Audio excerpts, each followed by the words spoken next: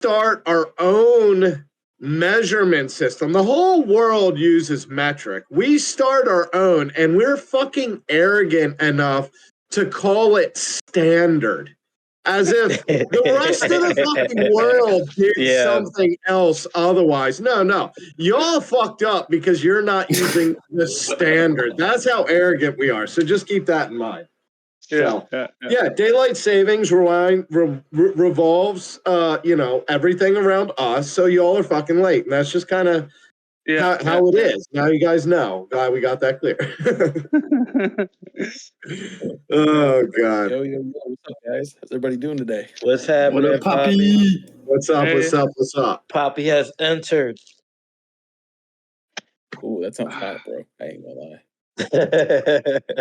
No, I always found that hilarious, though, that we made up our own measurement system and then call it standard. Like everyone else, That's so chose to do something Americans. different. Like, come the fuck on. Seriously. At least why learn yours when you could learn ours and fuck what you did, you know? Right?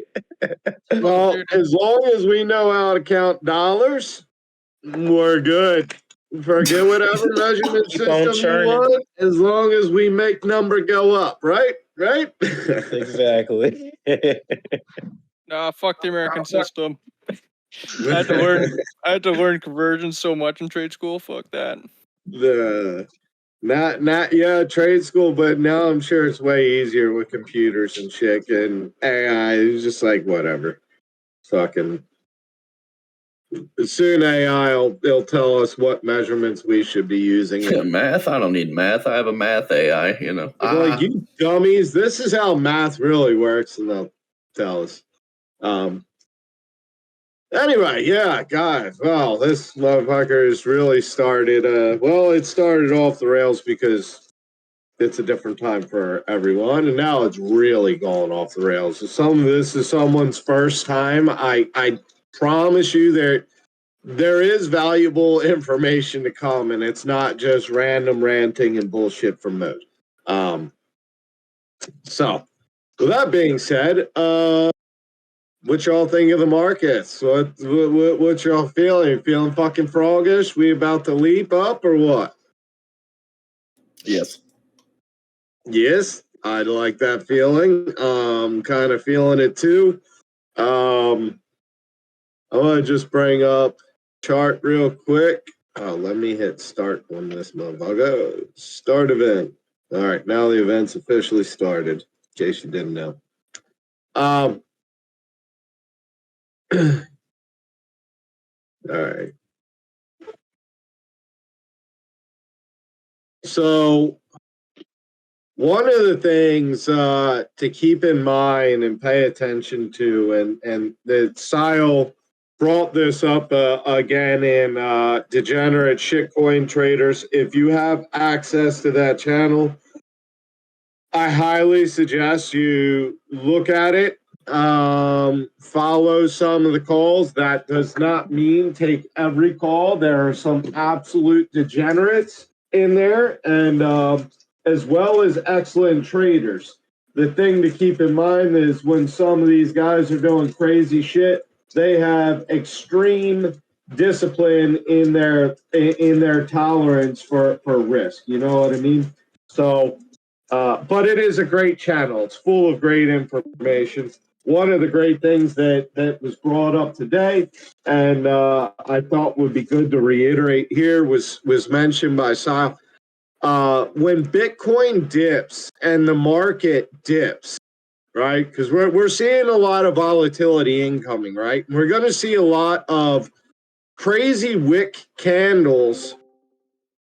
That what these wick candles often do is they will wick down and liquidate leverage, but not really hang around down there long enough to give you buying opportunity at those prices, right?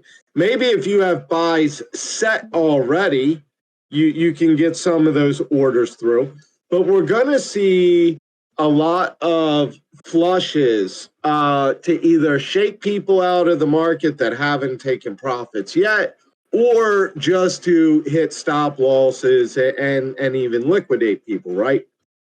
So as we see Bitcoin dip and some more volatility in the market, we want to pay attention to coins that either immediately recover as well or don't dip, right? That shows strength, right? If Bitcoin, the leader, is starting to dip and the alt starts to crumble, that's not a good sign. If it's recovering right along with Bitcoin or not affected by Bitcoin's dip, that's a sign of strength, right? So you see, we had Bitcoin make this big dip and immediately recover within a couple candles. Thor had made this long call. If Bitcoin did dip back down to 64,000, we were going to retest 65.5. We have never seen that zone again. This call has actually been invalidated after the next pump. But what we're seeing again is in that one candle, we saw Bitcoin take a almost 4.5% dump, and then recover almost all of it immediately. We may come down and test again, right? But the RSI and the momentum's looking pretty good. It's looking pretty bullish. You know, we're in bullish territory, but we're not overextended and FOMO'd out. With, you know, support is kind of rising. So keep in mind as you're looking at charts, and that's not just for today. This isn't something to just keep in mind for today. This is something to keep in mind for this run. Is when you see coins that either immediately recover from their dips or they don't dip when Bitcoin does, that could be another potential indicator, a potential sign of strength. Does that make sense? I have a question about this, if you don't mind. Fire away, bro. Hope you're well, bro. It's good to see you, and thanks again for doing this. In regards to that stuff, like I often notice when Bitcoin takes a shit, like you see Ethereum and Solana often have like a candle that looks exactly the same. What is with that? Is it because like the pairs are the coins are paired in liquidity pools together a lot, or what causes that kind of thing? And second question is, what kind of assets are more likely to resist following Bitcoin price? Is there any hard and fast rules in terms of when it dips, these aren't as affected? Great questions, dude. You asked several, so if I don't touch on all of them, remind me. A lot of times you will see ETH and the fact that Solana may be starting to play along with Bitcoin, like you're saying in these retraces and things, is because it's becoming one of the higher market caps, right? You have real liquidity moving through it. You have real investors. So they are going to show similarities. You will find some coins that run opposite, right? And you will find that everything right now is kind of bullish, right? But what you will find is near the end of Bitcoin's run, and when Bitcoin starts losing dominance, we've never really looked at the dominance chart. That gets a little deeper. But Bitcoin dominance, let me see if I can find it.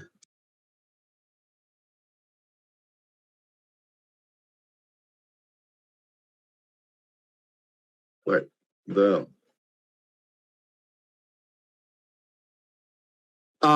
the Bitcoin dominance, what it is it's showing the strength of Bitcoin in the market.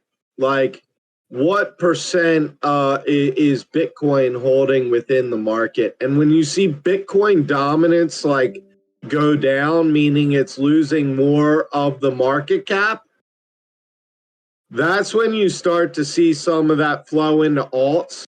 And that's when you go from, Bitcoin having its pump up to just kind of maybe retesting and chilling, and alts going insane. I'm sure you've heard of alt season if you've been around or experienced alt season, right? But there are certain coins. One of them I'm looking at personally is going to be AI. I think AI is a big talk, right? AI is a big talk of technology. Whether you know about AI or not, you know AI is affecting things around us, right?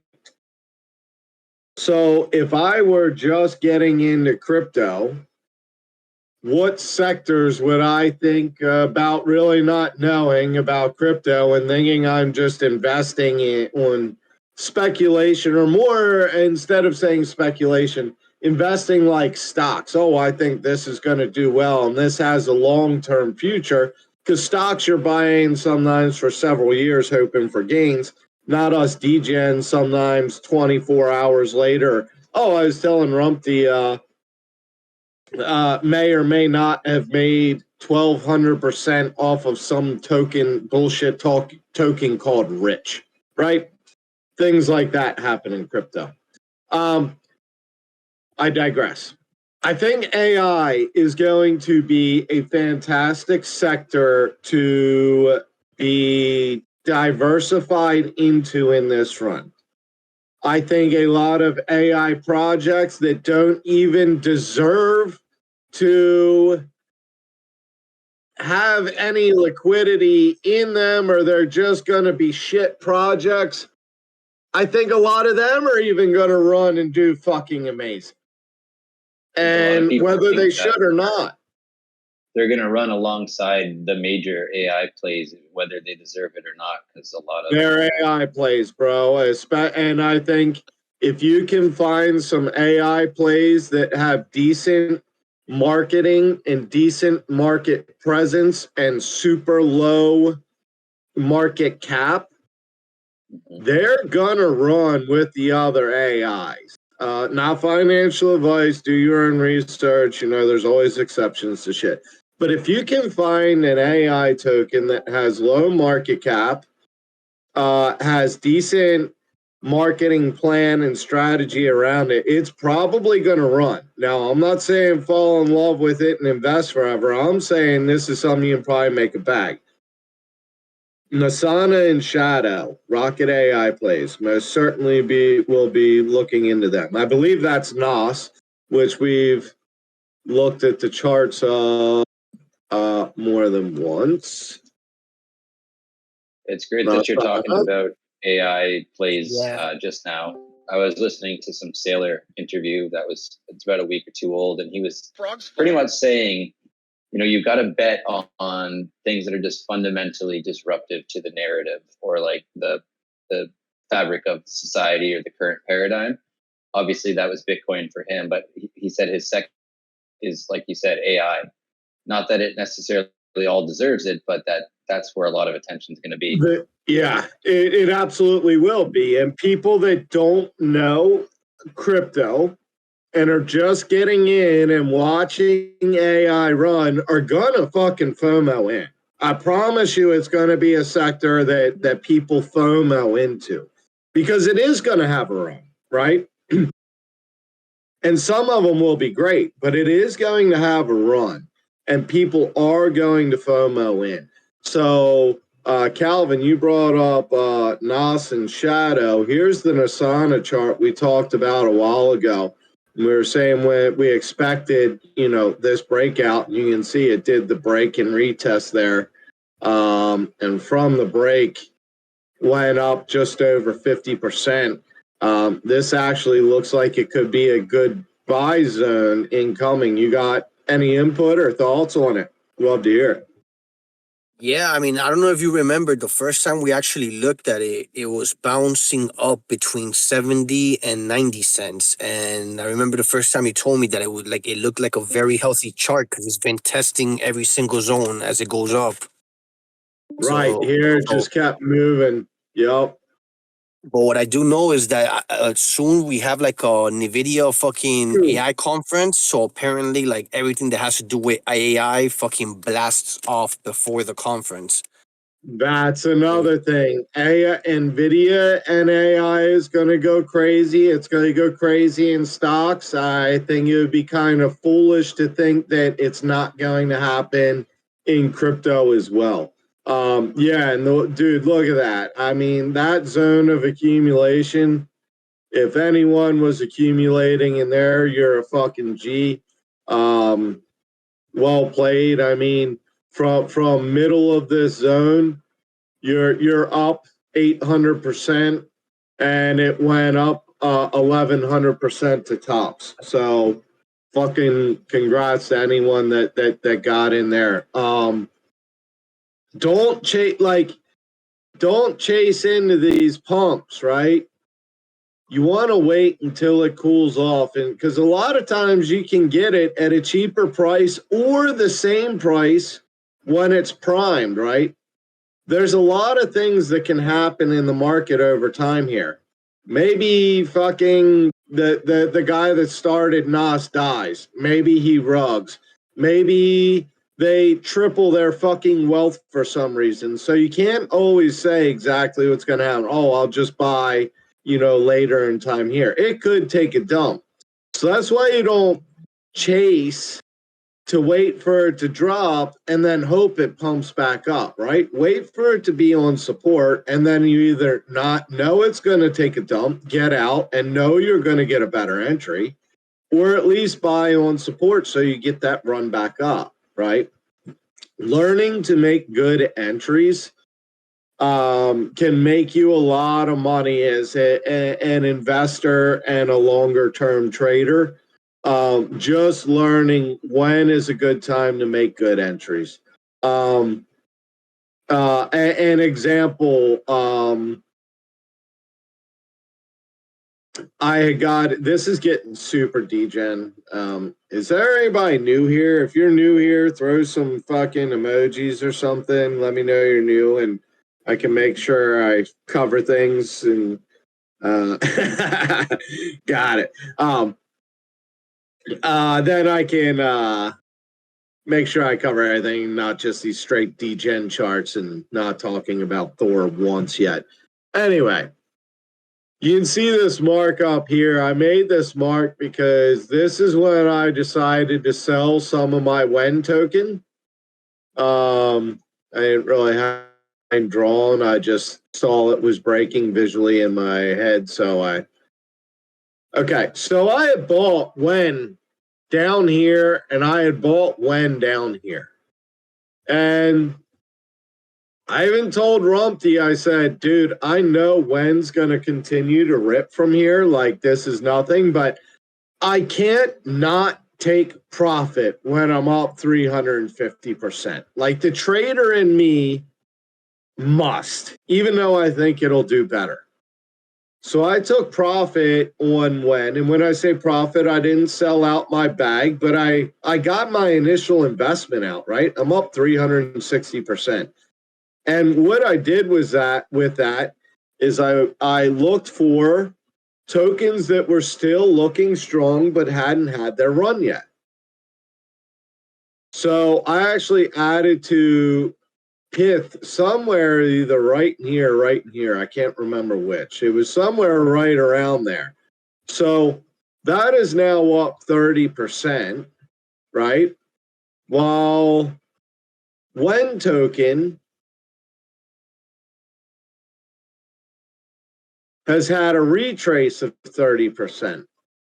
So my point to this is don't buy into the narratives that have already pumped. If you're chasing the pump You may make money eventually, but do you want to sit there holding the bag and then hoping it comes back to where it was? Or do you want to buy into the narrative that is low and has the greater potential, right? Which has the greater risk?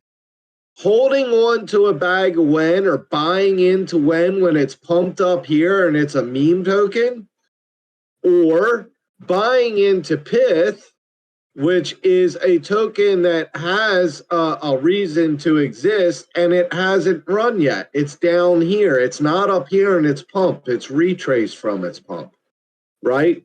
So my point is this is the bull run. You can make a lot of money, but you gotta learn to make the money and take the money, right? Anyone can make money in a bull run because numbers go up, but what happens when numbers start going down? You got to know when to take your profits, when to kind of stable out, when to diversify, when to not hold everything in shit tokens. But there's ways of taking profit without getting in the market, but recycling into other things that can potentially yield you profit, right? Like when token pumped 300%, I would be foolish not to take my initial investment out. If it drops back down and finds amazing support and everything again, maybe I'll buy back in again. And then you know what? If it pumps again, I'll probably take my initial investment back out. You're not going to go broke by holding on to free tokens and see where they go. This right? is a great example of what you're always saying about trade your plan your trade and trade your plan. If you put this kind of thing into the trading journal that you're telling us to do and just execute it over and over, more times than not, we're ending up on the right side of probability. You're gaining that 300%. Maybe you don't sell the exact top, but just getting in the habit of doing that, right? Skimming and taking those profits and rotating into ones that you, like you said, have retraced. Man, 100%. what a huge hack, bro. Like that's changed the game for me. 100%, dude. Just being able to take profits on things that have pumped and get into things that are more primed. And it really, in my opinion, doesn't take a whole lot of TA to realize if something's overextended and pumped, right? Like, sure, I bought into all kinds of shit that I FOMO'd into in the last bull runs because a number went up.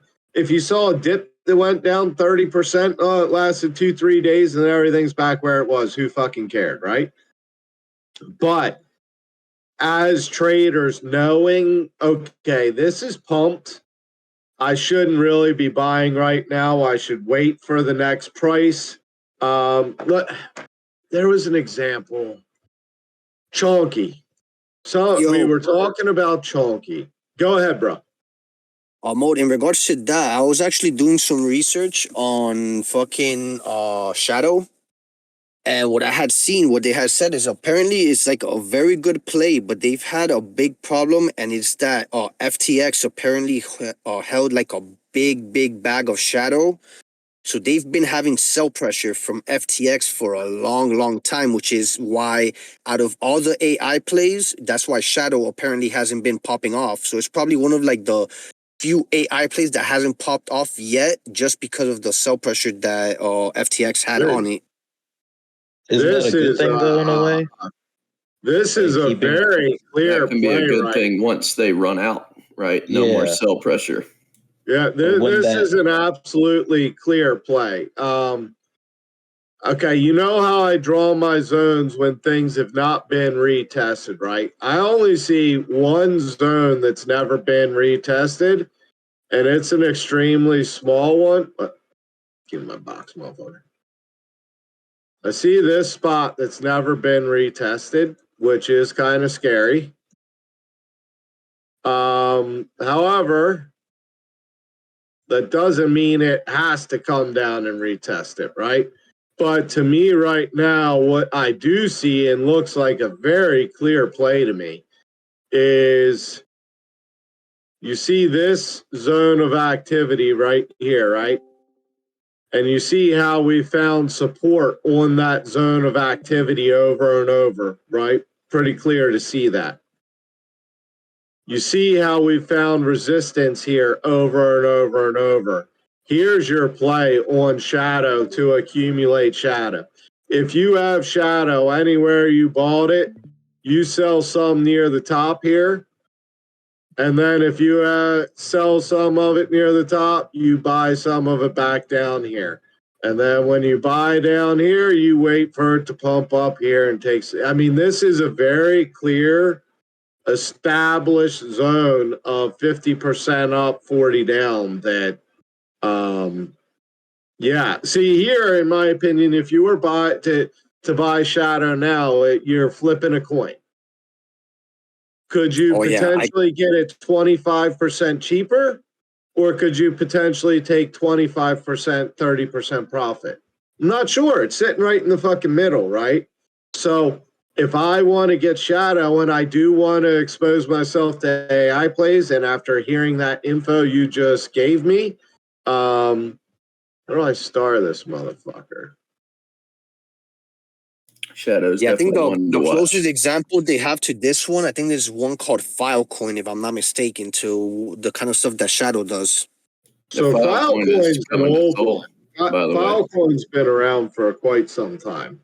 Exactly. This is like an upgrade of it with Solana. File's a large market cap coin too. Yeah, I think Filecoin is they're planning to come to Sol, and that's because you have things like Shadow that are going to disrupt the living shit out of them if they don't. It's been a long time since I drew or looked at this chart, but you can see where my zone of accumulation was, where I was saying we should be buying it. That's where I was saying if you wanted to be buying Filecoin, and I did buy a little bit. Actually, I think I got it somewhere around just below $5. I think I got it somewhere in here after it crossed. But anyway, you can see what we've been calling for, and yeah, it made pretty much the move, just not exactly where I had it timed out. But we've got a long way to go. I mean, even to our next major resistance, there's still 70%, right? Until we hit this major resistance here. Because that was support. We lost it. We're at least going to test that as resistance.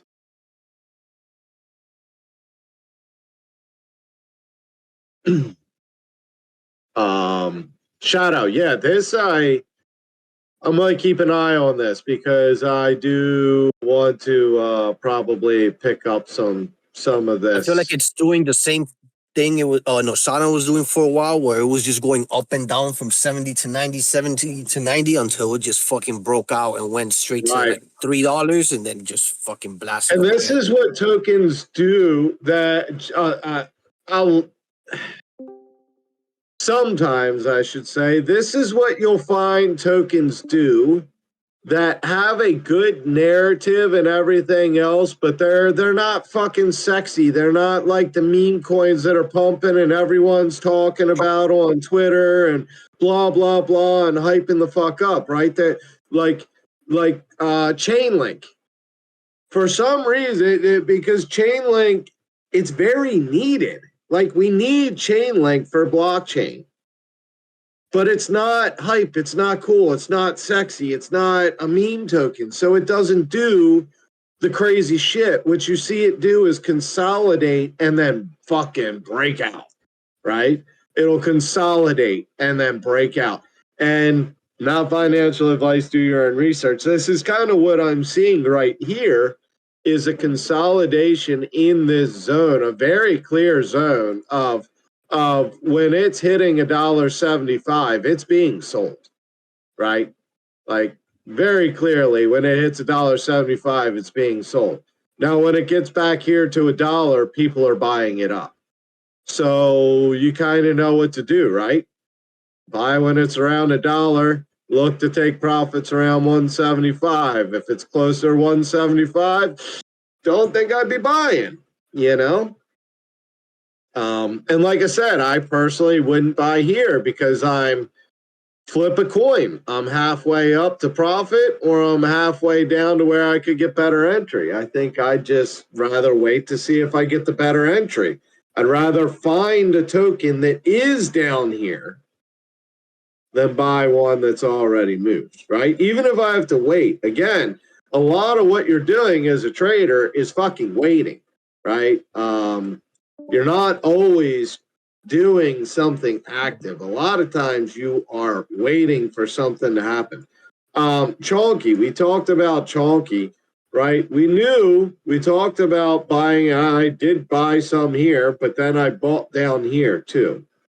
And we said we knew we were going to hit resistance here. It was pretty clear, right? And damn if it didn't perfect. But we knew we were going to hit resistance here, right? We got these two tops. We knew we were going to hit resistance there.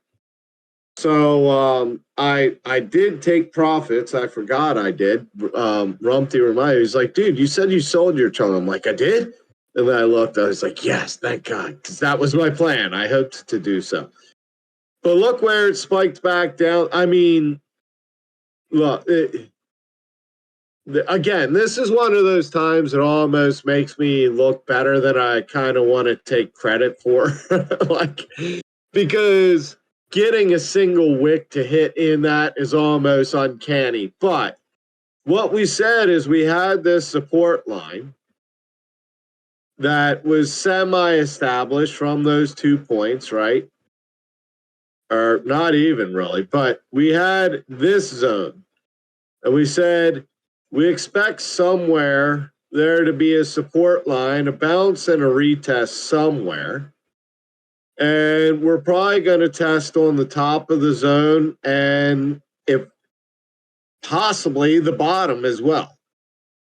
So if you took your profits in chunk, you know, we were talking about buying at the break and the retest of the zone. You had anywhere close to 400% to take profits on your chunk. You can start buying it back 45% cheaper. Start buying it back potentially even 60% cheaper. Now, if it doesn't ever get down to this zone, it just goes from here. Well, at least you got a little bit. You took profits to buy back. This is how you can use, if you got chunk airdropped, this is how you can use your airdrop, right? Sell your airdrop, DCA back in, DCA back in, DCA back in. Next run up, take some profits, start to DCA back in. Does this make sense? Yeah. Definitely. When it comes to airdropped coins, my strategy has changed from liquidation to hodl and DCA taking profits where they should, because I never really would take profits even if it peaked for like even with when a few others, but like this is a way more proactive approach. So I kind of did the same thing. I mean, I've been doing this longer just to speak in progression. I did the same thing. I get tokens and be like, oh, cool, free money, whatever. I'll just sell this shit. And then I got to, man, some of these do well. I wish I didn't just sell out of it. And then I hold them. And then I look back at my bags and they went up and then they went down. Like, man, I wish I had just sold that shit. So there's a way to play them, like we were just talking about, by taking profits on the way up and DCAing on the way back down in, even my girlfriend, she's like, oh yeah, we were supposed to do something with my jupe. Should I sell them? And I was like, no, It was at like 52 cents or something. I was like, no, we're not, you're not selling here. Like, let's just wait and see what happens. Now that we came up here, I said, okay, yeah, take a little profit and we'll see if you get to buy it back cheaper, or at least you got profit from free money. But you didn't fold out when it was about to boom, understanding levels and when something is pumped and when something is primed, right? Just understanding that, knowing, hey, this is really getting up here, especially in a bull market, right? Saying this is really getting up here. I should probably take a little bit of profit. And I promise you're going to take profit on things and you're going to watch it continue to run. Say, man, I should have never sold. But then what's going to happen is you're never going to sell, and you're going to watch it go lower and lower and lower and lower, and you're going to say, man, I wish I sold. So learn to take pieces on the way up. Learn to take pieces from what's pumped and put it into things that are primed and ready to go. Yeah, I think it's a kind of simple evaluation of it. But this is looking good. This is kind of what we thought. Hey Mo, when you have a second, after you're done with this chart, could you check out Jupe? That's Jupe right here. Oh shit, we were looking at Jupe. I didn't That's realize. what I was saying. Telling her we're not selling down here at 52 cents, right? That was been in the range, and then it started getting crunched down, meaning it was going to break one way or another. And this flag makes me a little nervous. I'm gonna show you some real quick, because most of y'all in here have been on my streams a fair amount. So when you see, I want to just talk about kind of two different patterns you'll see. When you see something break up and then you see it consolidate either like this, well, I'll show you the two different ones, right? So when you see price break up, and that just like here, that's what this is representing, that straight shot up, right? And I'll show you what I mean by these in a moment and what happens a lot of times. So what we'll see a lot of times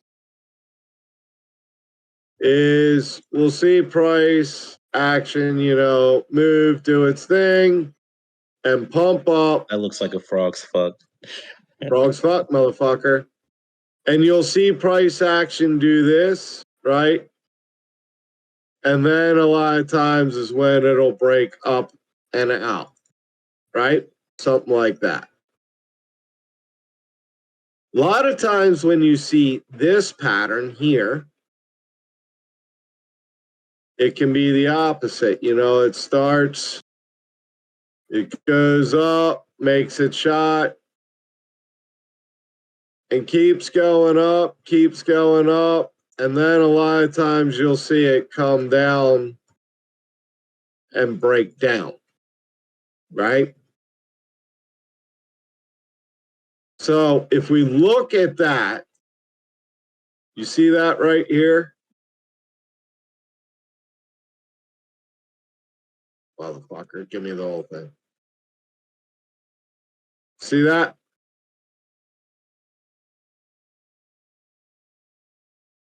Right? Now, see that?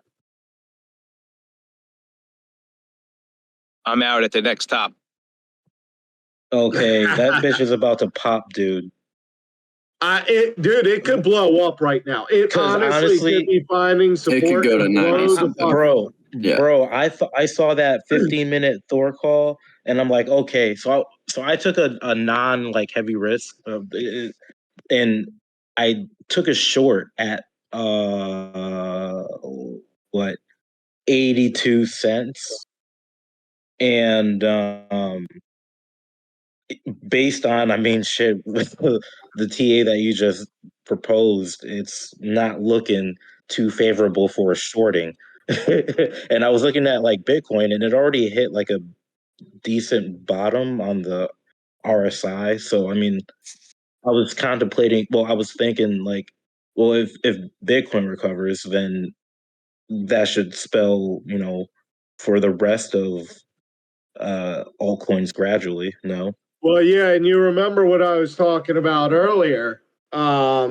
If you see them, the alts that immediately recover with Bitcoin's recovery, like immediately recover, or coins that coins that don't even dip, don't take a big dip when there's that flush in Bitcoin, right? So look for coins that either recover very quickly, very strongly, or aren't affected by the dip.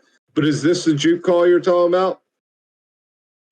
72 Yeah, so I'm like, 77? yeah, it was a juicy one, and so I'm like, all right, Jupe looks pretty exhausted. I mean, even on All right, well, what's day, this look like? What did I just draw? Right? That Yep. would be 72. And where's this? 77. Wow, that looks like a break and a retest, doesn't it? yeah, You literally just said that it's calling for a retest of this zone right here, which I already had drawn out before we even looked at it. But that's where you were just talking about. yep, And I didn't even draw that on price. I drew that on an arbitrary fucking flag pattern over here. So you can't tell me that there aren't repeatable patterns in the market, right? And we know the market makers make gains, right? We see that they didn't retest this zone. We blew out of it. Now, we may very well be going up to $1 from right here, right? We might be going straight to fuck my charts and my squiggly lines and everything else. Please don't. Please. We could be going straight to $1 here. However, with what I'm kind of seeing, I kind of think this may be our move. Not financial advice. Do your own research. I'm looking to buy Jupe back at below 70, but really between 60 and 65 cents is where I'm looking to load up my Jupe bags again. This circle here. Yes. On the bottom of this zone. The bottom of this zone is where I'm looking to load up. Are you holding your bag now, or I didn't catch that part if you mentioned it? Are you selling now to reload down at 60, 65? I actually did take a small portion of profit from a little bit. However, I want more Jupe and more Jupe to lock up to accumulate, not just to trade. So I took a small little bit of some of my Jupe and sold it, hoping I could get it back cheaper. I will buy not only that back, but more at this point. Right. Like if we find support here, I'm buying Jupe at 60 to 65 cents. I want more to lock up and hold. So, but I'm not buying it here. I'm not buying it here now while it's pumped up and it keeps climbing. At some point, it's gonna have to retest these lower levels, I think. And again, maybe it pumps up to $1 and then the retest comes down to here at 70 cents, right? But even then, I'd rather be buying here at 70 cents than buying here at 81. Yeah, I remember Fihu, like you had said at the one time, every time it's like I'll lock up my tokens, I'm getting more tokens and the shit just dumps. So say you had like 2K Jupe, I would be taking, like if it was me, I'd be taking 1,500 of that, putting it in for voting power. So I'm, participating in the active staking rewards. while having 500 to play these swings to accumulate more. Yeah, take 500 jupe, and if you get 600, sweet, put another 100 back in. Now you got 500 jupe to work with again. When you get 700-800 jupe, okay, put 100 back in there and keep working with some. It's a way to use what's in the market, because I'm a firm believer that time in the market is usually more profitable than timing the market. And a lot of you have come here and a lot of you have said, like, man, if I would have just held, I would have made more money. And the same is true for me. Had I originally just held, I probably would have made more money. But now that I do know the skills of trading, I can make way more money than just holding my shit and watching it go up and down by just playing portions of like I said, when token,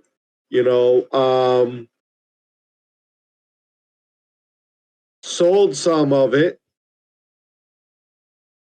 all the way up here, now bought a small portion of that back here after it showed strength and is looking like it could potentially retest. Will it? Don't know. It may continue falling down, right? It might. But at least I took what was profit. I took profit and recycled it to greater profit, right? If it's something you want to hold or think is going to go up. I think this is a meme token that could do crazy shit. And I'm talking very small portions of my trading bag here, by the way. Not talking fucking like putting a big portion of your trade in here. Like, this is, no, not talking that. This is very... Based on what you've been saying, what we've been learning the last few weeks, I just doubled down on Jupe the other day. I got a bag for trading the zones that we've been going over each week. And I got a bag to stake and not care about the price for a while, just participate in the governance. And that way I can not feel bad taking profit on the spot bag that I'm holding. My man, that is the fucking way to do it, bro. That is exactly the way to do it. You know what? You know how much is in my Jupe staking bag? I don't either. I really don't. Hell yeah. Don't know. Don't care. Exactly. It doesn't matter. I really don't know how much is in it right now. I put it in, I voted, and I'll go back when it's time to vote again, and I'm going to add more when I get what I think is a good opportunity to buy some. I'm not going to load up on an all-time high, right? I'm not buying into a token on its all-time high. What do you mean? Come on, man, buy the top. Bitcoin at 71K? Come on, man. Yeah, you don't buy tops? Wait, buying tops isn't how you do You're doing it this? wrong, man. Sheesh. Right? Mode, are you still holding on to your cock? I got my dude. Yeah, boy. I got two hands holding my cock, bro. Fucking DCA'd into some cock. My cock got a little bit bigger, dude. Hey, I yo. couldn't help it. Like, look, it's looking strong. It's looking strong, How right? long- Let's take a look at it. How long are you guys going to ride this cock? Let's fucking go. See, I'm riding because of this cock because till of I what you get just it. said, bro, I'm riding that shit, bro. I sent Rumpty a message this morning, and I was like, motherfucker. Because I bought cock right here. And I woke up and saw it went up 120%. And then by the time I was up, it had come back down to here from its highs. I'm like, son of a bitch. The same thing happened to me. Think how I didn't have much time you to go could get have my cycled. ledger. Bro, when auto Thor cock, you know what I'm saying? Like, so he can just take the profit while asleep. Bro, I like to manually handle my cock. If you want it done automatically, is Fair, No, fair. but that cock is looking healthy right now. That cock Yeah, looks like it's gonna I pop, did. bro. Okay, this is getting degen as fuck. I don't care. I fucking love it. DJ. I saw something that was, I don't even know where I saw it, but I was like, wait, that coin did what? So I had bought some of this rich token somewhere around here when it started getting a little bit of volume. Jesus. No, more than that, because I sold for, it was like 1,200% up or some shit. Yeah. Wherever it was, I Where did you sold for even see this at, 1,200% bro? profit. Where did you even see this? I don't fucking know. Oh, up here, I think. Okay. Or over here in the newly listed, the complete degen shit you should stay away from, but we're in a bull market like this. Hogwarts. But it's up 44%. Well, that ain't shit. I want to go look at Lick because it's up 1,700%. That's what this did. It did something like that. It was up fucking something ridiculous. I was like, holy fuck, this might pop. So I put $10 in it and I looked, I'm like, holy fuck, it's worth $140. Cool. Now I'm going to go buy some bonk. Now I'm going to go add on to my cock.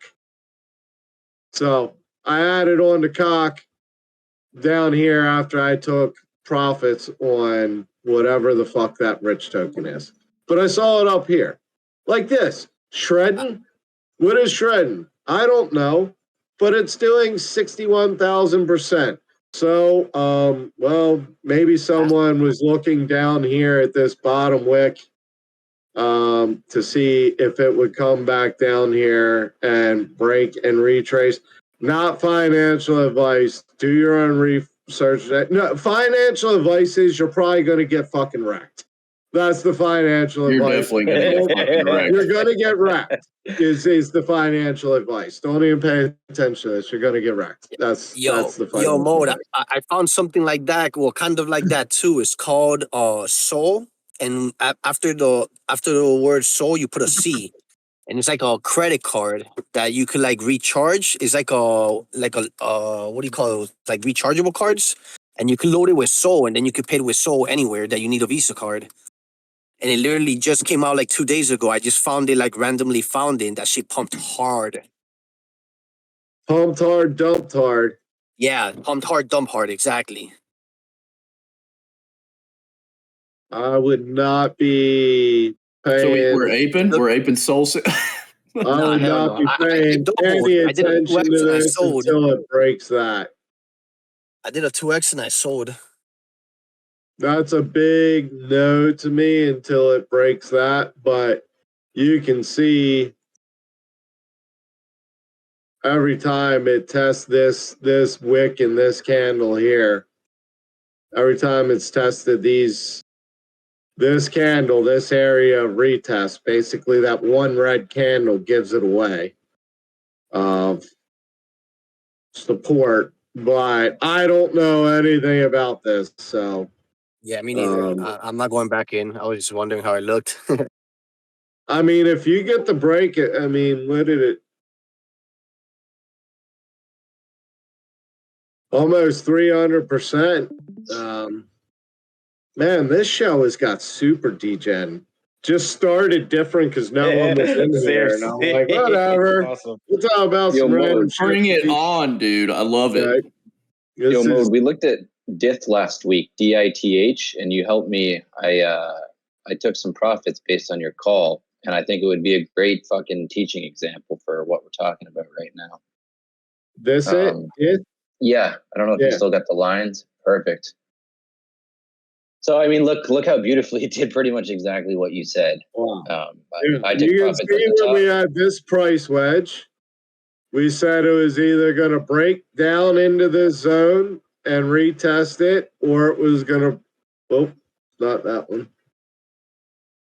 or it was going to break up and pump, right? We got the break out of the zone. We got the retest. Same thing. Once we got up here and we formed that higher low, right? We can make this downtrend as soon as we add this candle here. Yeah, so then we know what we were talking about last week as it went down. So then we know we add another trend right here, and we were saying, look, if we break down from that, we're probably going to pump up and retest and break down and come down into our zone. Now, we did some more sideways action, but ultimately we kept going lower before we've gone any higher, and we did test our zone perfect before we now potentially have made the higher high. We could be potentially looking at making our move back up. So this was our area to load back up, right? Yep, exactly. It was great. A little bit of sideways, like you said, but I mean, pretty much called the top perfect there, and the zone. It looks like it's breaking the downtrend right now. So this is a sick coin. It's a great AI coin. They've got a bot, like a bonk bot. So it's something worth looking at. But just wanted to give you some credit on the call out, because we went over it live, and you drew it all on the spot, and it played out perfect. And so yeah, man, mode fucks. Listen, man, it hashtag mode fucks. Sometimes I will be 1,000% honest with you guys. I am a better analyst than I am a trader. If someone were to, not financial advice, they just, maybe I shouldn't even say this. I was going to say, if someone were to just take my calls without emotion and just do what I draw out, they probably make more money than I do. You got to add 3 days, but yeah.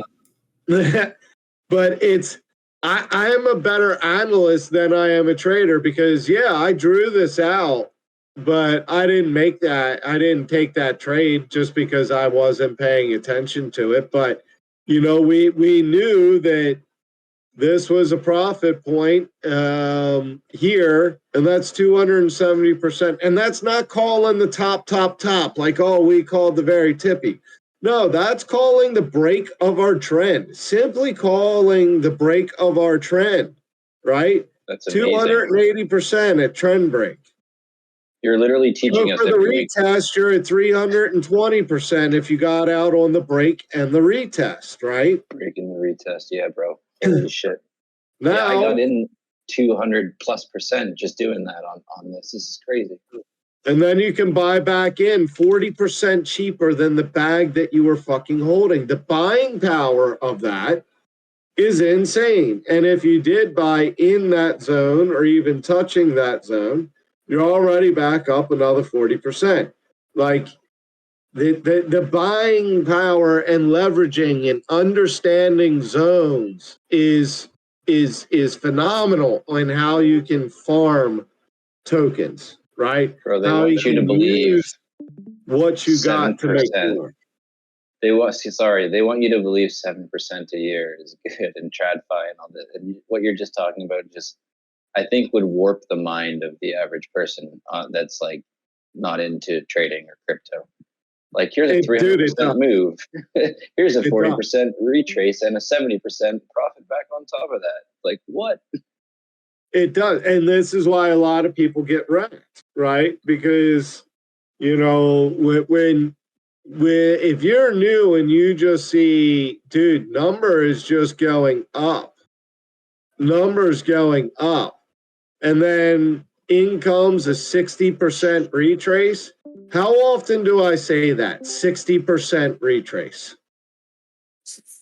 I don't know if you guys have noticed that, but that's a number I will use in big retraces a lot, is 60%, because that seems to be a number that they fucking hit on big retrace. Because now, if you FOMO'd in near the top or just under the top, you've lost half of your money.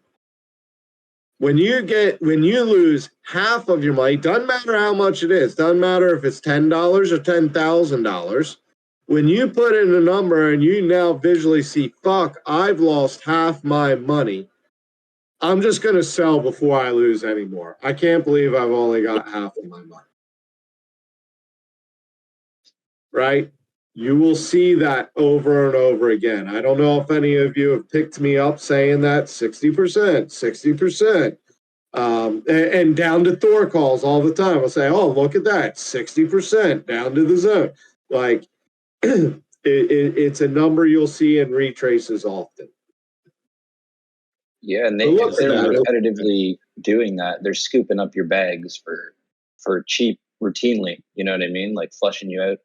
Well, 60%. exactly. It's because human behavior is repeatable to both induce and then the reaction, right? The induction of it is repeatable and the reaction of it is repeatable. So getting people to FOMO in late is repeatable by number just going up and it making it look like how the fuck can you lose, right?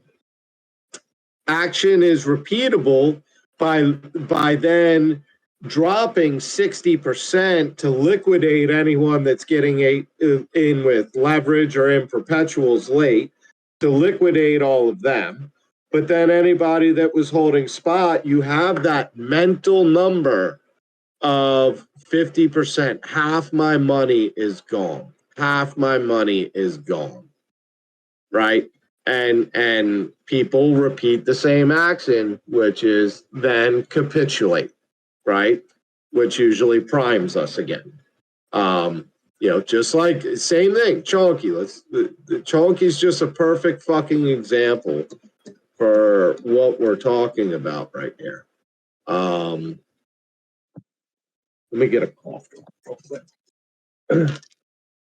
So, yeah, Chonky. Once it started moving and taking off, right? Look at that fucking pump. Bro, how the fuck? We are going to the moon. Fucking, what color Lambo are we getting? Lobster or shrimp for dinner tonight? Like, let's fucking go, right? And then what happens? I haven't measured this, but I'm going to take a guess as to what the middle of this zone is, or near the middle of this zone is, in the retrace to give me an idea of where I should really be looking to load up. Wow, right down here to the bottom, in the middle of this retrace, and right where we've started finding support is about 60%. Oh, that's odd. That's weird, huh? Maybe we should pay attention to these things. How do you make that you can see the percentage? You see the little measure bar here? Yeah. You just click on it. You click where you want to start. And if you go up, it tells you percent up. And if you go down, it tells you percent down. You just click. So if you want to measure down, you make sure you click the top first and drag down. Yeah. If you want to measure the pump up, you got to make sure you click the bottom first, then go up. Yeah. Okay. Gotcha. But look, I mean, you can't tell me you're not gonna pump fucking 500+% and then not have a 60% retrace back into a fucking zone to liquidate all the ones that FOMO. This is how the game works. When we understand the game, we make the bags and we feel good about the positions we're holding. We're confident in what we're buying and holding, and we're not like, oh man, it's a bull market. I don't think I have enough of this token. Fuck.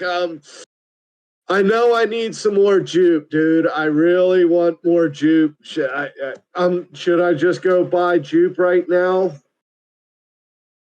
Man, we're at all-time highs. You see the potential pattern that we could be printing. And even if we do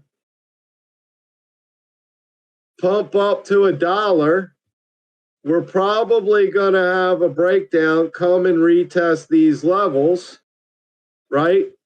So great, you bought it at 80 cents instead of buying it at 70 cents when it came and test some kind of support, right? Now, this is not exactly how it works every time, but many of you have been on stream with me for not only weeks, but months at this point. And how many times have we seen our patterns play out, right? So my point being is don't buy when it's all-time high, right? Wait for some type of support. Don't buy when something finally looks like, hell yeah, it's come back to life. It's fucking making moves. Now, I did buy a little here after it hit resistance, and then I actually took a little bit of profit right there because it was something ridiculous already. Yeah, it was like 200% profit. So I took a little bit there, and then I did reload my bag a little bit down here, 25% cheaper. And then I did sell a little bit up here. I think it was around 120%. So did I get the top? No.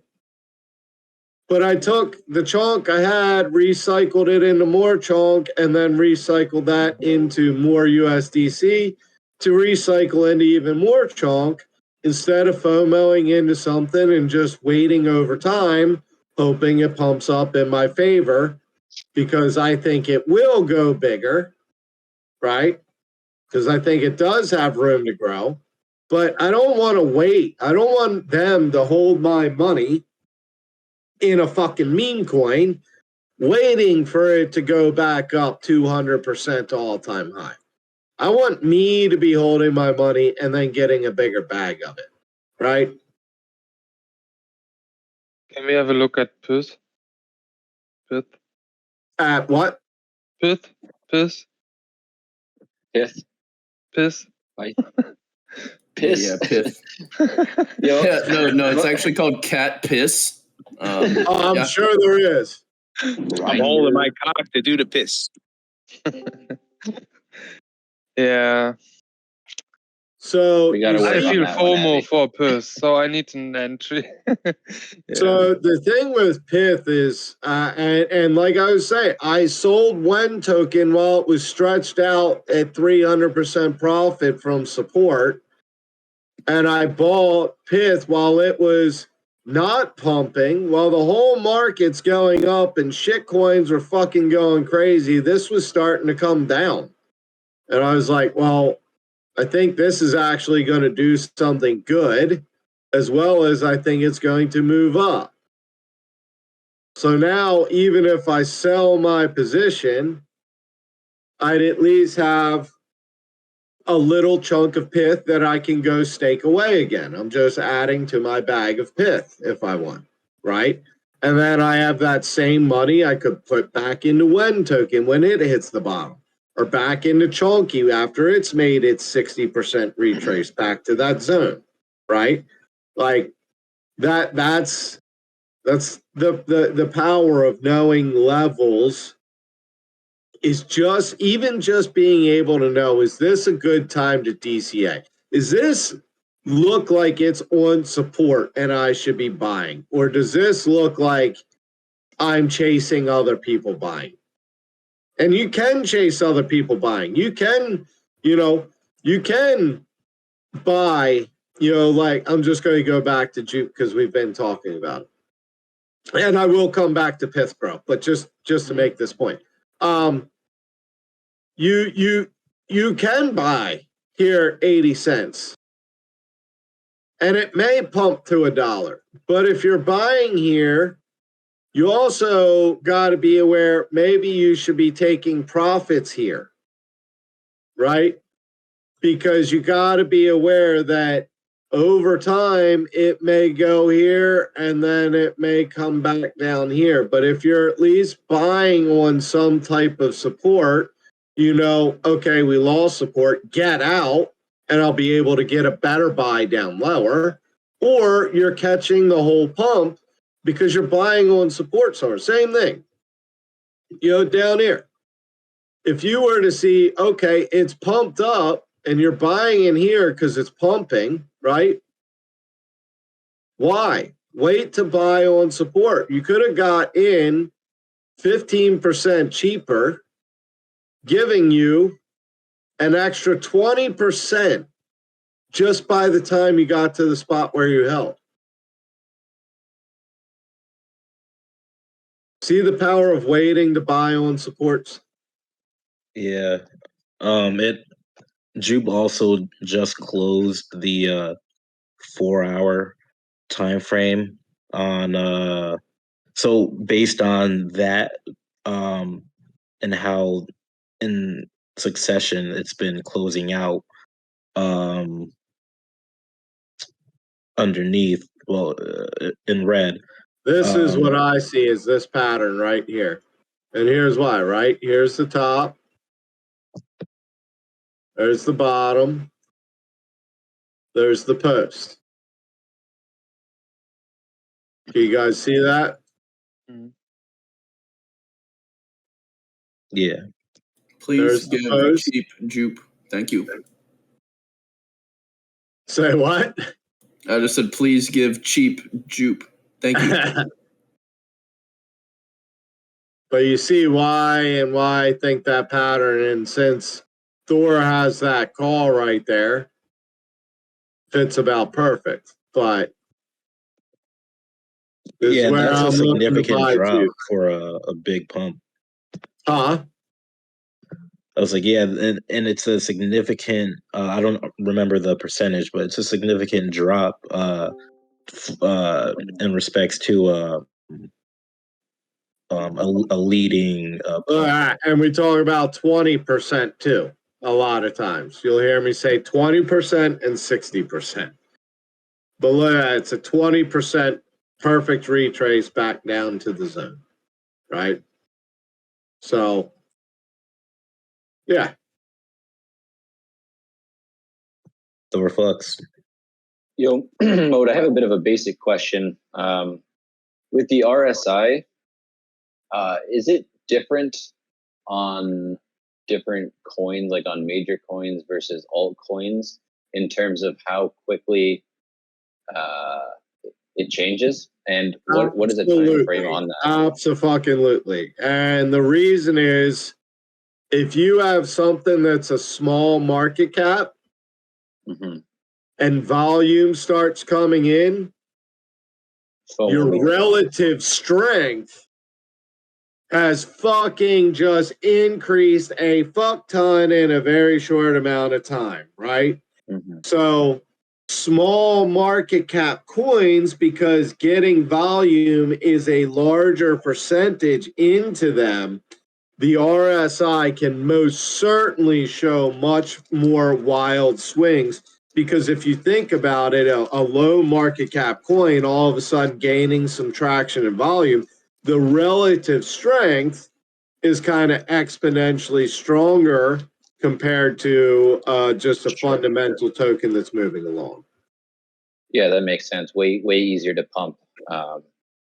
Okay, so how long would something like Solana take to show a deviation in that? Let's say, or Bitcoin, like you said, Bitcoin's been relatively flat as an example.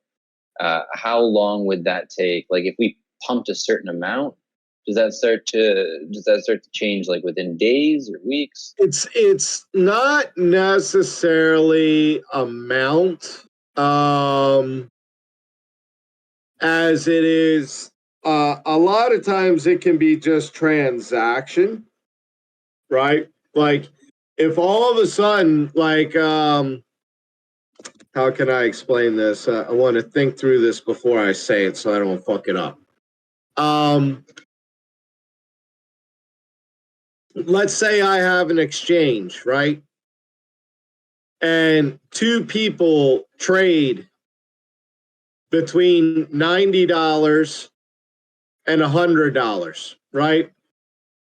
That's a total of $20 in volume, correct? Two people traded 90 to 100, $10 each, $20 in volume, right? So let's say Solana went from 90 to $100. Now, let's say Solana went from 90 to $95, so it only went half as far. Or let's say it only went to $92. But 1,000 people traded between $90 and $92. Your volume is 2,000 versus 20, right?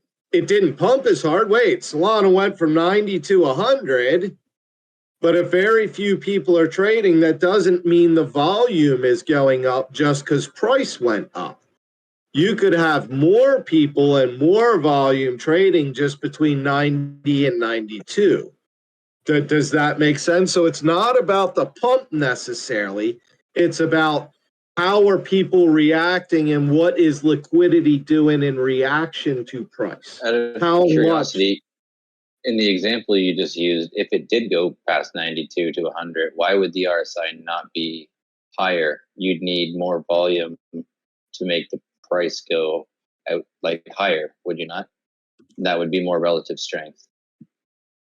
The relative strength would be higher even though price is not necessarily higher. But if price went higher, why would the RSI not go higher? I guess is what I'm trying to figure out.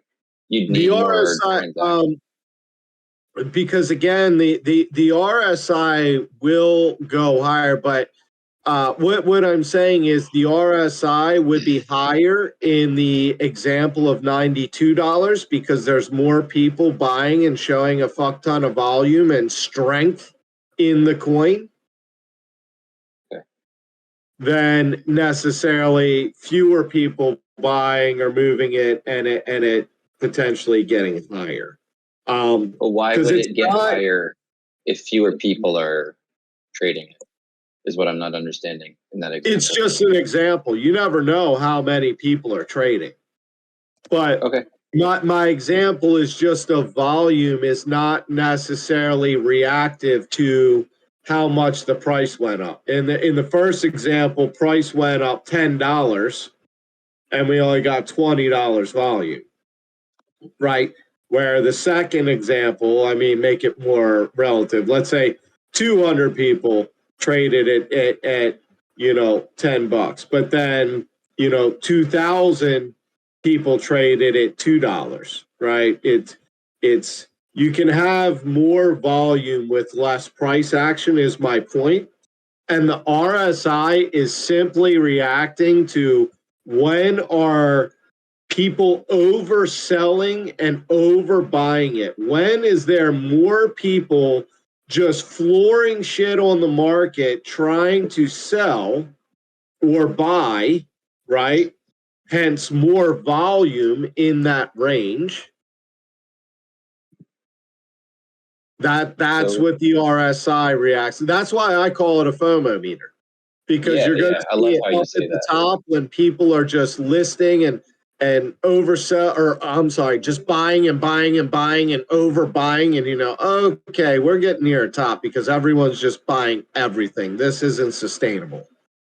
So today there was a bunch of like big red candles on Sol and Bitcoin. Would that change the RSI at all, or because it recovered super quickly? You can see it didn't really affect the like this wick didn't affect the RSI really, because look how quickly it was. I mean, it did a little bit, but look how quickly it was bought right back up. And I mean, we look to be finding support on the short-term EMA. And if we do, we'll probably be finding support here on neutral again. It looks beautiful. Okay, cool. Thanks a lot for being patient and explaining everything like that. I never knew that RSI stuff. Yeah, like I said, the best way for me to look at it is a FOMO meter. If I see it all the way on one side or the other, that's when I really start to pay attention. Like, okay, it's like here, you can see it was overbought. It needed to cool off. It was overbought. Now look what happened. It came way down and flushed, and now it cooled off. That's why I often relate it to an engine. If you redline the engine too long, you're going to fucking blow it up. So if you start redlining the engine, you got to let it cool off at least a little bit before you can just keep going in the bullish territory of keep moving. Now, if you let it get down here and you're not giving the motherfucker any gas at all, it's going to conk out. So once it starts getting down here, man, you got to give it some gas to keep it alive. And that's when you usually see it start finding its way back up. You don't want to be barely giving your car gas and moving along. So down here is bearish, right? But if you get all the way to where it's about to conk out, okay, we got to give her some gas. Just like, okay, we're getting all the way to where we're redlining. We're at least going to have to cool off for a while. What do you guess this trace is? You want to guess it's probably somewhere around 20%? 22. Is that 23? And that's including the wicks if you include, where the candles last closed. 21%. It took an hour and a half to start talking about the soul chart today. We're in the degen dungeon today. Oh, yeah, we are. Yeah, we are. I love it. Leave me here. Forget about me. I hope I didn't lose anybody. Like this does not teach me about Thor. This fucking confused the fuck out of me. I will go over Thor. But like what it does do, Mode, is like this meme tokens, at least I can speak from my experience, is what you teach, but on a much faster timeline. So it's like exactly what you teach. There are different, there are subtleties that are different, but it's exactly the same blueprint. It's just on a faster time period where it requires your attention more. So you must be watching it. The lower you go in your time zone or your timelines, the more attached you have to be, and the more cutthroat. The way to say it is the riskier it is. It's higher risk, but it can be greater reward. But it's most certainly higher risk. But the one thing other than printing that I like is that it's relatively fast paced for me to learn on, if that makes sense. Instead of me like watching, the concepts that you talk about, I can see it on a much faster time scale because it's just moving faster. Right. So I really like it for those. Yeah. These smaller market caps, meme tokens, and I'm not calling Jupe a meme token. It's a smaller market cap token in comparison to the market. Like, let's just be honest. They're gonna have bigger swings in reactions, right? Things like this, a 50 almost. Look at that, near 60% pump.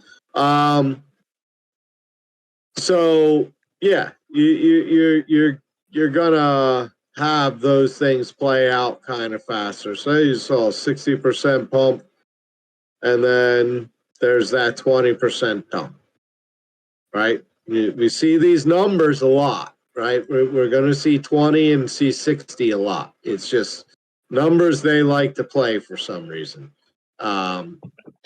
So, touching base like with what Feel was talking about with RSI movement, sometimes I'll notice like with the price action, the price will go up, but the RSI will be like going down, Right. So is that like a indication of what? Like, would you look at that as?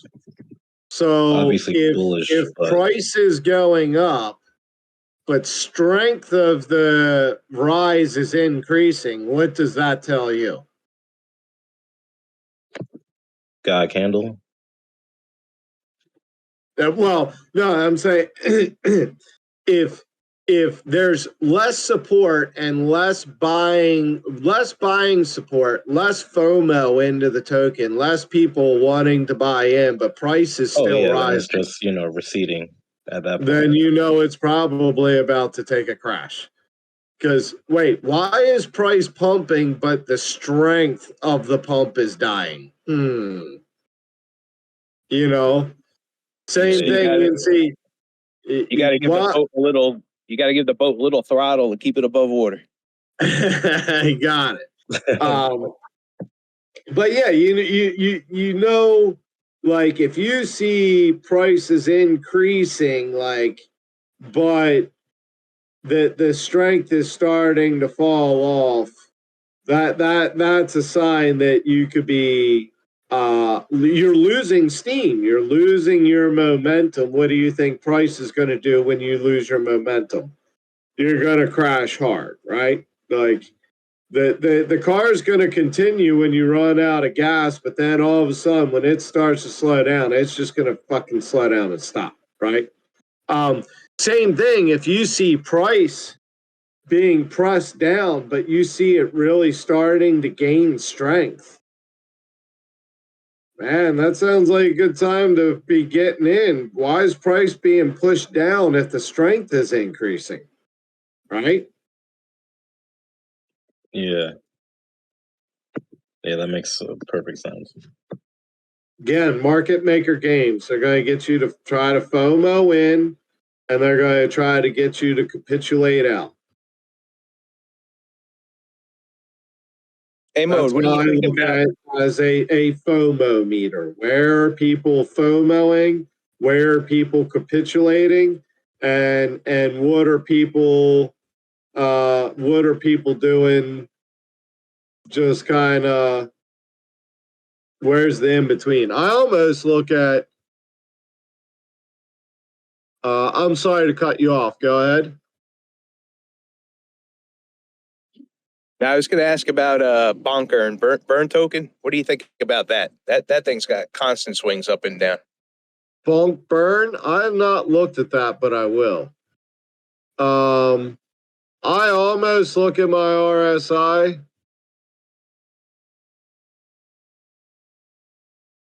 Like that.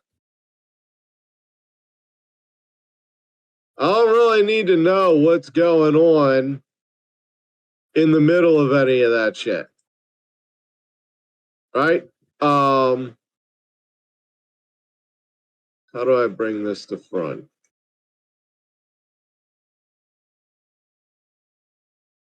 No. Visual order. Bring to front. Visual order. Bring to front. All right.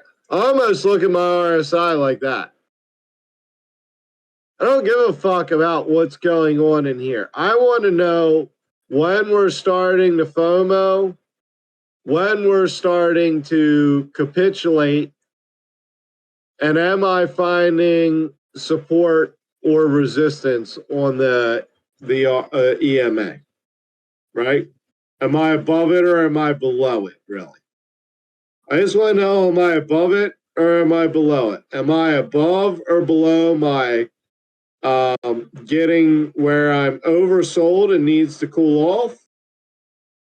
Or am I getting down to where it's being just straight paper handed and soon there's not going to be people just capitulating and selling anymore? Does that make sense on how I view the RSI? Yeah. I just So want to you know if I'm only above it, look below it, or extended, or completely paper hand, or completely FOMO, really. in the middle. Do you don't look in the middle of it? Only the extreme sides?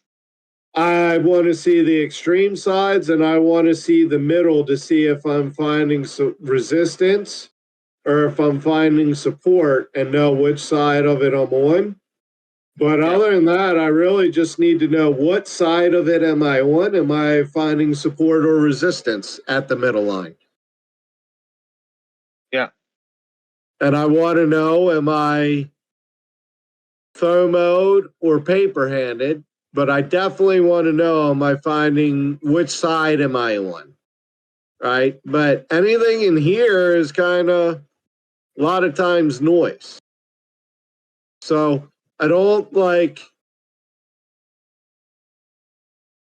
the RSI is a good indicator. It is by far from the tell-all be-all. If you have several things that are lining up in one way, don't say, well, the RSI is saying this or that. Like, does the RSI line up with what you're thinking or does it go against it? You know what I mean? but it's not like a end all be all deciding factor of your trade. It's just, and it can do some wonky shit too, right? That's why it's just another indicator that can give us a potential indication of price action.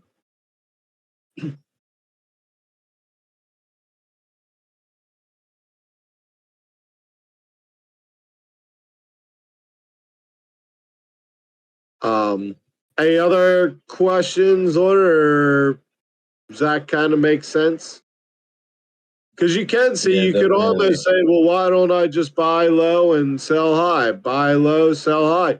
And that is a strategy you can use, especially if you go to a longer time frame like the daily. I mean, if you were to buy when it's near the bottom and sell near the tops, you're going to catch several of the pumps, right? Like, you're going to catch several of the pumps, but you just got to wait for them to play out. You know, you're talking about, that was 40 days. But that is most certainly a strategy you could use, is just looking at when are things getting, I mean, look at the RSI on the blow off. It let us know, hey, we need to cool the fuck off, and we did. And then look, price was going up and up, but we weren't really getting the strength back. And then we, there we go. I was happier in the womp. I don't know about it, dude. I'm liking my bags the way they are right now. And the thing is I have the knowledge now to take profits on the bags that I have now to buy back. I don't want Sol to just go back to $40. I got too much Solana right now for it to just go back to $40. I want to get a clear indication of, okay, I need to take my profits and then go back, because I don't want to put more money into the market to buy Solana at $40. Right? I don't want to buy more. I don't want to put more money in the market to buy Jupe at 65 cents. I want to take profits from things that have pumped out and recycle those profits. And then when that pumps, recycle those profits, right? Accumulate, you know? I don't like putting more money in the market. I like making more money from the market and then making more assets in the market.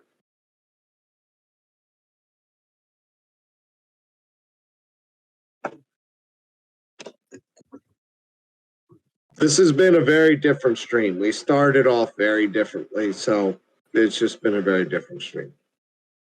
Oh, Yeah, while I'm thinking man. about, Thank you. I like the switch up. I like the DGen, bro. Let's send it. Yeah, it's a good pace. I'm all for it. One thing I want to do, because I do like this too, is I am going to start recording these again. However, recording them and then this kind of being a presentation of Thor and everything, it takes away from the degeneracy and the open talk. At least I feel it does. I don't want to be talking this degenerate about shit to people that are just coming in the market or finding this stuff on YouTube videos. Anyway, long story fucking short, to say better what I was just saying. What I'm going to do is during streams, starting next week, I'll have this figured out. As we're going through the stream, maybe right now at 8:30, I'll say, okay, guys, for the next 30 minutes, the stream's going to be recorded. So let me just kind of go over shit, only ask questions if it's directly related to what I'm talking about at the moment. And boom. Okay, here we are looking at Sol. Here's the Cyberfrog's call for what we got. Here's where Thor is showing it, blah, blah, blah. That way, for people that want to review the stream, they don't have to necessarily listen to us for an hour and 40 minutes now of degenning without ever once talking about Thor and relatively little touching on Solana. I love this. Like, I don't want to lose this, right? And us just open chat. And I don't want people to not want to talk or not come up because it's recorded, right? I don't want to fucking lose this. So I think the best way to do it is exactly that, to leave it degen, leave it fun. But then I am going to have a section where I am going to have it more structured, where it is going to be kind of a little more on the rails and recorded for about 30 minutes. And the other thing is, I honestly believe this will be way better for cyber frogs as a whole, because I just know through content creation and everything else that the rewatch value and numbers and analytics will massively, I mean, exponentially increase when it's a 20 to 30 minute recording that is bam, information, bam, information. Here's how you use the calls, and here's the calls we're looking at this week. People are going to watch that and review that each week. They're not going to watch and review us talk. They're going to see a stream. What, 2.5 hours of them fucking talking? I'm not watching this, right?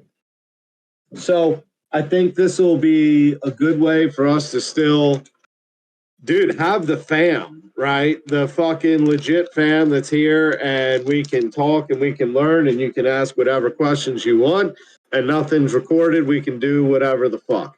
And then have a section that is recorded to extend the information to everyone, to show the records of our calls too, right? Because we make some fucking banger calls in here. You guys bring some bangers to my attention. That Dith call, Nos. You know, now that Calvin's coming, I don't know if it was you that brought it up before Calvin or not, but you know, we've talked about Nos several times. You know, you guys bring in a lot of good stuff too, so I don't want to fucking lose what we got, but I also want to improve the recording value. Yeah, that sounds perfect. That makes perfect sense. Yeah, Warm. sounds cool. Where are we now? Are we still Dijon or are we now recorded?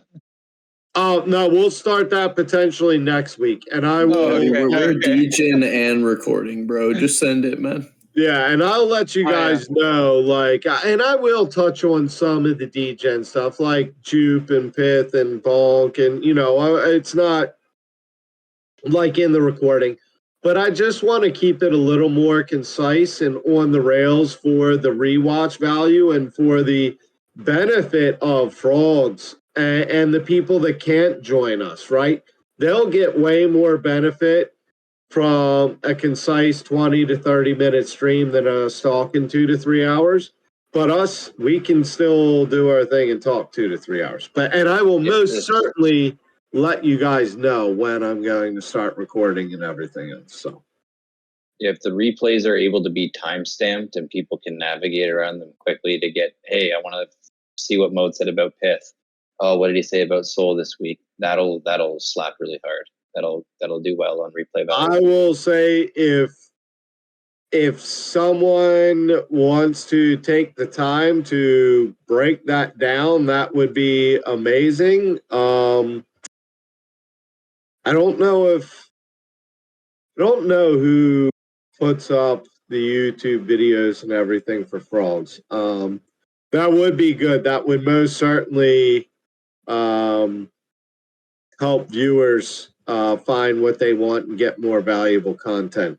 That's probably, I don't know if I'm going to have the time to do that, but we'll see what happens. I'll jump in and help when I can. I'm sure there's also AI ways to run your video through and just get the timestamps and a transcript or whatever. But I'll jump in as long as they're concise, like you're talking about. Like for 30 minutes, no one's asking degen questions like tonight, but we're just focused on one topic and then on to the next. It'll be easier to timestamp in an efficient way. Exactly. And I think people just gain a lot more from it. Another thing I'm going to do, and again,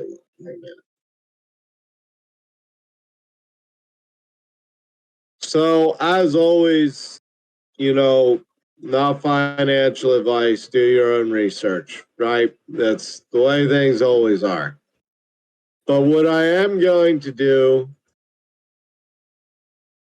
is I've got our motherfucking Marketflow Thor account.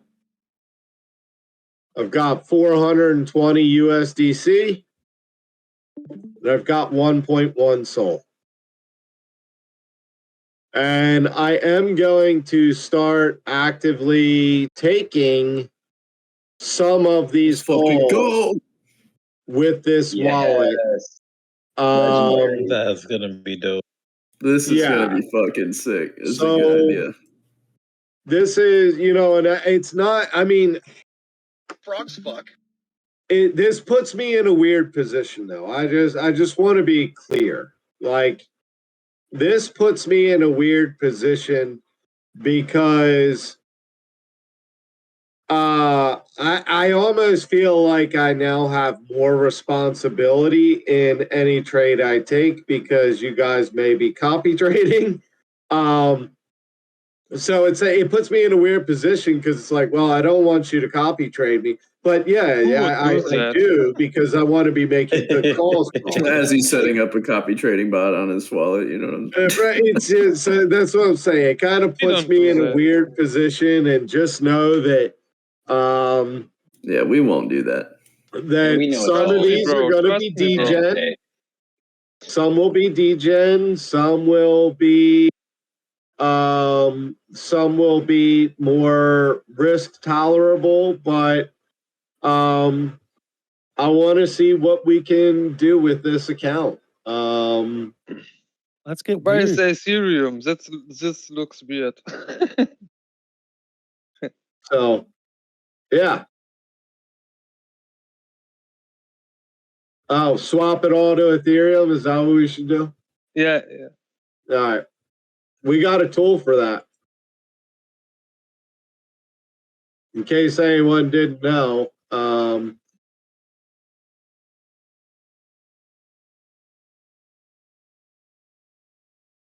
Rumpty did an excellent job on his Cyber Dojo last night, explaining to everybody a lot of what Frogs does, a lot of what Frogs has. A lot of people don't know, but he also demonstrated how easy it is to use probably the easiest bridge there is to export Ethereum straight to Solana, skip all the other bullshit, skip all the other fees. But yes, we're not going to do that though. I am not buying Ethereum with that wallet. Not happening.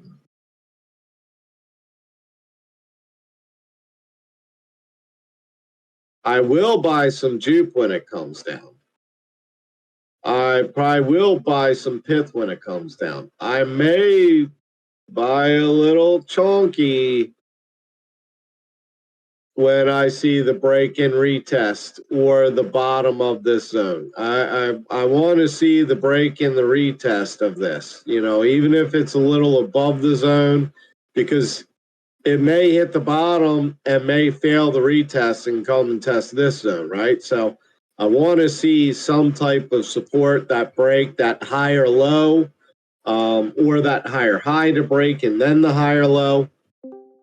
You guys know the fucking drill.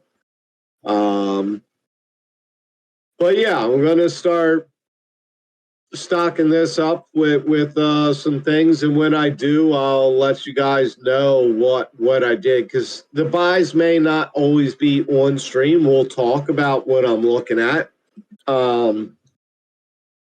but they may come in between. So bonk is come down onto this. What was resistance? Resistance has become support, support, support, support. Is it going to hold? I'm not really sure. Right? It's hard for me to trust 4. 1, 2, 3, 4.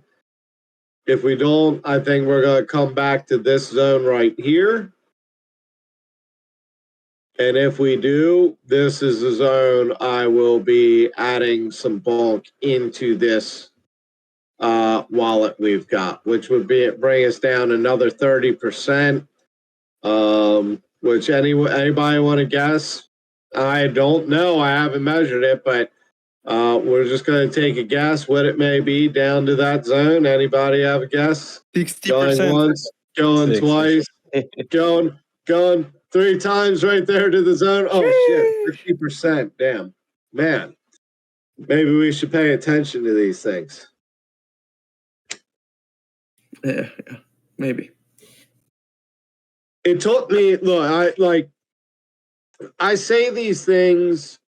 It probably almost sounds arrogant or overconfident because I say them almost as if it's such matter of fact. And it's so clear to see, right? And I don't mean it to be that way in any way. But when you start to see things happen over and over, and I've been doing this for quite some time now, that I guess they surprise you less, I should say. It's not that, oh, it's just so clear for me to see. It's just when things do clearly line up, it's less of a surprise and more of a confirmation, if that makes sense. But I don't want to sound over arrogant, like, oh, it's just so fucking easy. How'd you guys not see this zone, right? I told you 60%. No, it's fucking nothing like that whatsoever.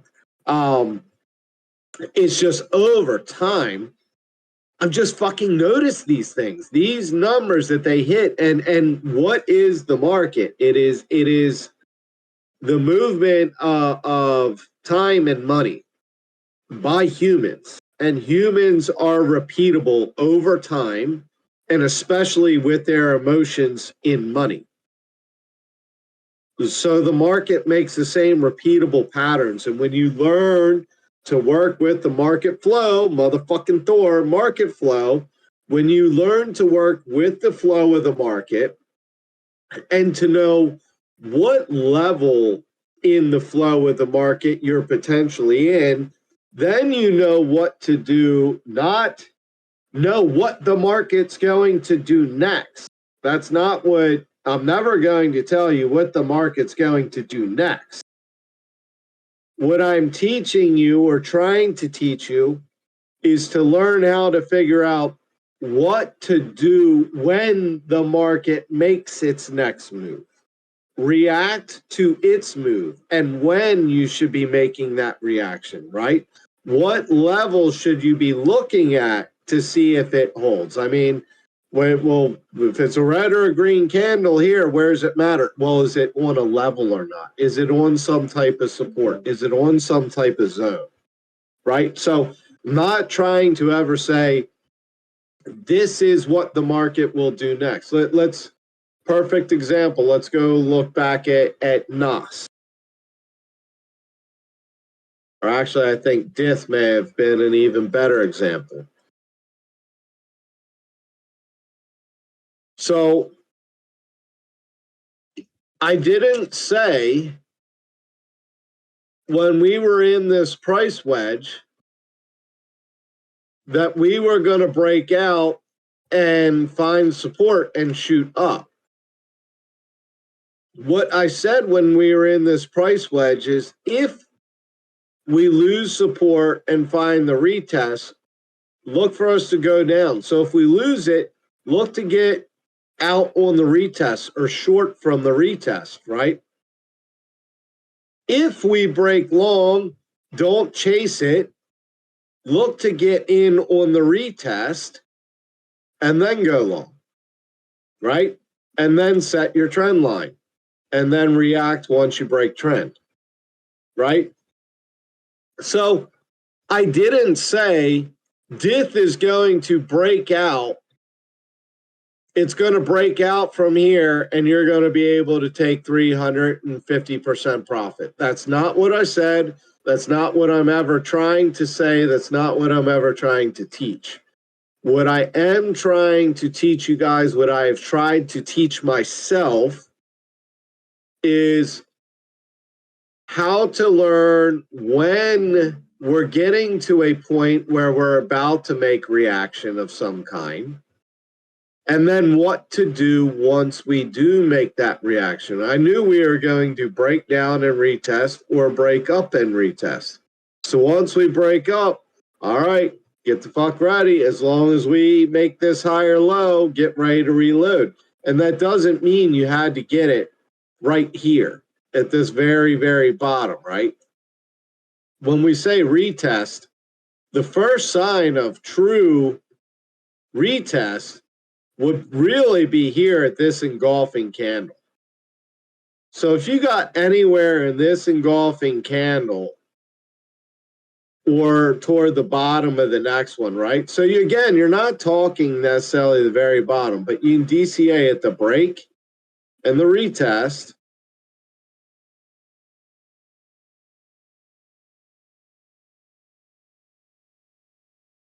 And anywhere at the break, right there at the break, you're talking 150%.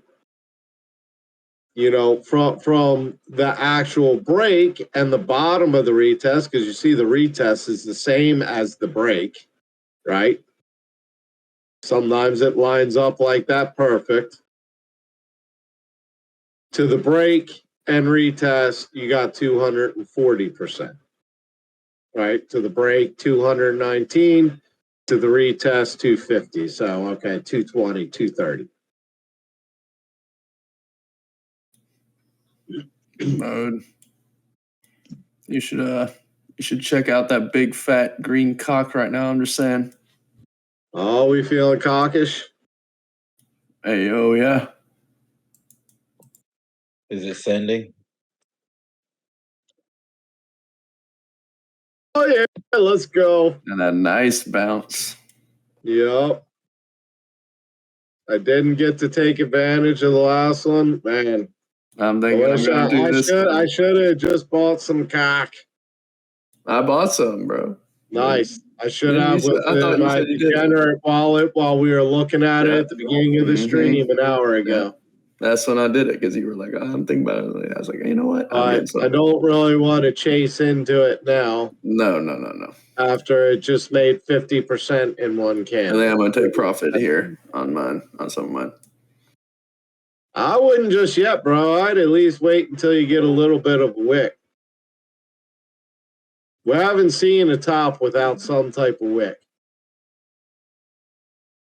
Not financial advice. Do your own research. Shit, I shouldn't have told you what to do. Thank you. Literally just give you financial advice, but well, what are you even doing, man? Like, not financial advice, but you don't want to FOMO out. But you never go broke taking profits, and you never go broke taking out your initial money. So I like your strategy, sir. Yeah, I'm just trying to secure the bag, so then even if it fails, what you can do, Rumpty, is if you do want to take profits, go to break down closer. Go to a 15-minute chart, right? Look for the first sign of resistance on the 15. Okay. And then take the profit. Nice. Thank you. I will. Right? And you're probably going to hit resistance somewhere in here, that last high. But also clear resistance. That's a nice little pump right there, bro. Oh yeah, it's looking strong, boy.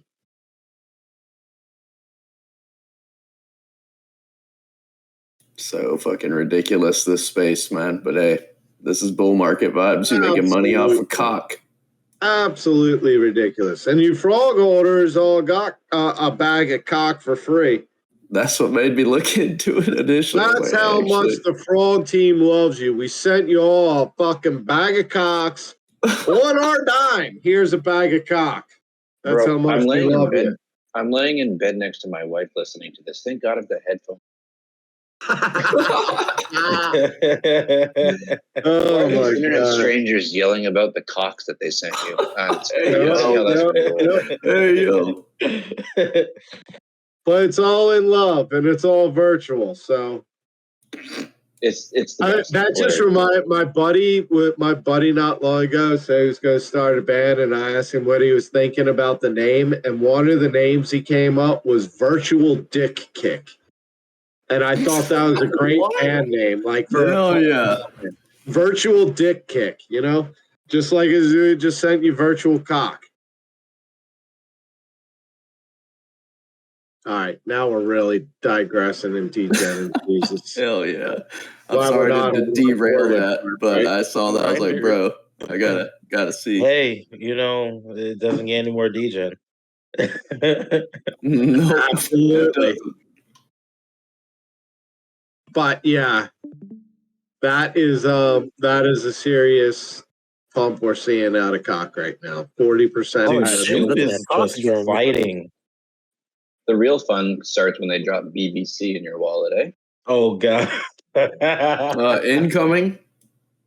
You know what? I'm actually going to, just because we are down on support, I am going to buy a little bit of bonk right now. I don't mind if bonk does drop down here. If it does, I will buy more. But I do like this little bit of support range. I don't have any bonk in this wallet. I do want some, so I am going to buy just a little bit of bonk right here, right now. Let me.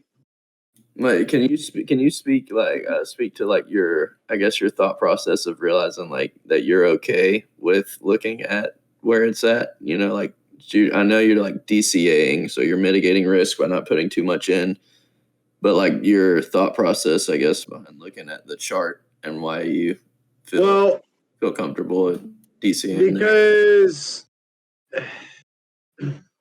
you see that this range is pretty small and pretty narrow, right? We did have a retest down onto it and pretty strong support. That is a pretty narrow range, right?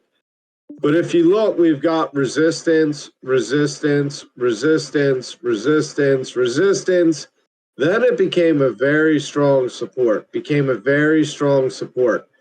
broke downtrend, right? Our initial downtrend. We broke that initial downtrend, and we've held that support. Not necessarily, we haven't made a lower low, but we you know what I mean? You can see this line that was resistance, resistance, resistance, resistance, support, support, support.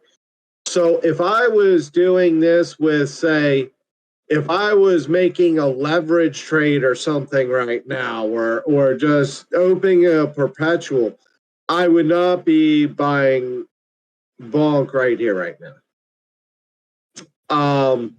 The fact that I am trying to extend this bag over time, and I want bonk to be part of that, I am going to buy a small, because we may very well find support right here and move on. We may not come back down to here.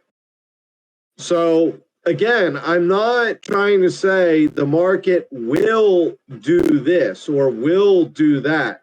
I'm saying what I do, if the market does this, then I do. So if the market comes down to support, which it is, then I buy a little bit. If it breaks trend and retests, then I buy a little bit. If it continues trend down into zone, if it gets to zone, then I buy a little bit. If it then breaks trend and retest, I add to it. So I'm just buying a little bit to DCA in. I'm just going to spend $10 of my $420 that I have of this account, because remember, I've got 420 USDC, and I've got 1.1 sold in this account. So I'm just going to spend right now, I'm just going to buy $10 worth of bulk right around 350,000. I'll even give it a second to refresh and see if I can get it a clean 150 or 350. And then I'm going to hold it. And if it breaks, if it retests, then I'll buy more. I'll add to it. If it breaks down into the zone, then I'll buy more. If it breaks and retests, then I'll buy a little more. I'd like to probably get this about $30, maybe 40, which is pretty heavy degen. Again, this is a truly degen account. Like, are you going to be logging your buy and sells for all of this on these charts as we go, or is that once I make this buy, it will be marked here on this chart? Yes. Yeah. Perfect. Yeah, once he connects his wallet to Bird Eye, it'll show his buys and sells. Correct. Yeah, I forgot about that. It automatically does it. Perfect. I'm looking forward to seeing if when it retests and breaks where you buy and sell and all. That'll be great. All right. So I'm just gonna go ahead. I'm just gonna buy a little bit again, and I'm not. This is not financial advice. Do your own research. We very well may see it break down even further, but then again, that's why you're DCA. They break up. Yes, that's why you DCA. That's why same thing you'll see from Thor. Buying on the way down, buying on the way down to sell on the way up. There we go. So it's going to cost me a tiny bit of Solana and gas, my $10 USDC. Oh man, now it's only $348. I don't really care. It's close enough to $350. Whatever.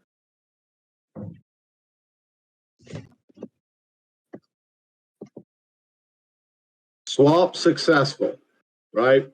Now, if this was ETH, you'd sit there with your asshole puckered up for another few hours wondering where your money went because it's not showing anywhere. But we don't fuck around with stupid shit. We're here for the poors, whatever they want to call it, and I don't care. You can see I have $10 less in my USDC, and you can see I have my near 350,000 bulk.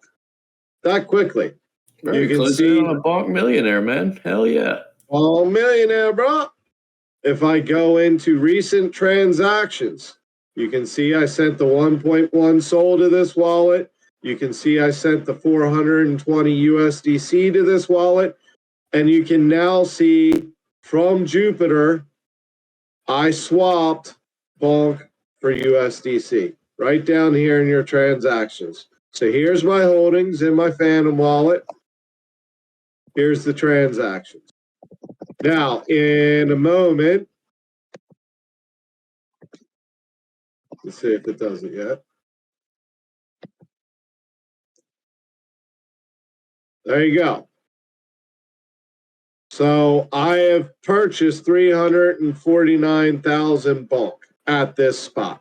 So I know there's my one of my buys. Let's go. Marketflow Thor, motherfucking Thor. This is not a Thor call. Let me just be clear if anybody's just jumping in.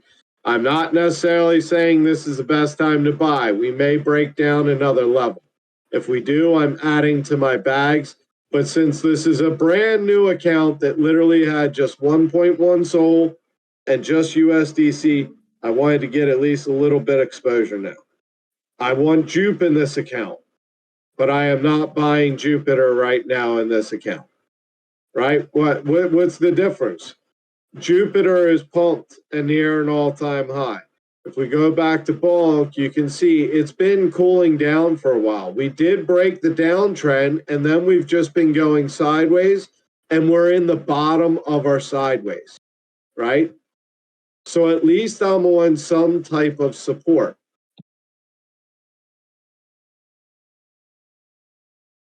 Right? So that to me, is this necessarily the absolute best place to buy? No, because this could be a little bit of a break and a retest even, right? looks like we got a break and a retest there, but we did break the downtrend, and now we're moving. So, I mean, it's hard to say. It's a fucking meme token. It's going to do a little bit of different shit. That's one thing. So Rumpty was asking me the other night. He's like, well, how come if you look at Cock, the Wix did this and did that? And I was like, because it's a meme token called Cock, and it's a bunch of degenerates trading it. That's why the chart did that. Like, not everything's always going to respect the perfect rules. These are indicators, but when you learn a little bit of TA, you can learn where you have some zones. Let's actually go AutoThor. When you get a minute, I have a question for you about Thor and something that happened today. I'll wait for your go ahead. Here's what I mean. What does Thor do? It sells on the way up. Did it buy just on the perfect bottom? No, it bought when it saw some type of support, got to a zone, and then when it lost the zone, it bought some more in the next lower zone, right? Then when we got what? If I were to draw a line here, what happened right here? We got the break, and we got what? The retest. And what did Thor do? It bought. And then it sells the next zones on the way up. What did it do? Resistance, resistance, resistance, resistance. Became support, bought again when it was on support. Again, I know sometimes I say it, I almost sound like condescending, like, duh, but it's sometimes when you start to see the market, I almost feel like, you motherfuckers, you make it so clear to me. How did you take advantage of it? But this is where we learn to take advantage back, right? This is what gives us our advantage. So same thing, just like Thor did. We pumped, we took profits. Now I'm seeing a zone and I'm at the bottom in support. So I'm starting to buy back in. And if I drop down a level, I'm going to start to buy back in. Because I'm hoping whenever we get the next, even if it's here, we get the break and retest, great. I'm already good to go. If it happens where we get the break and the retest down here, okay, I buy a little more, get the break, buy a little more in the retest.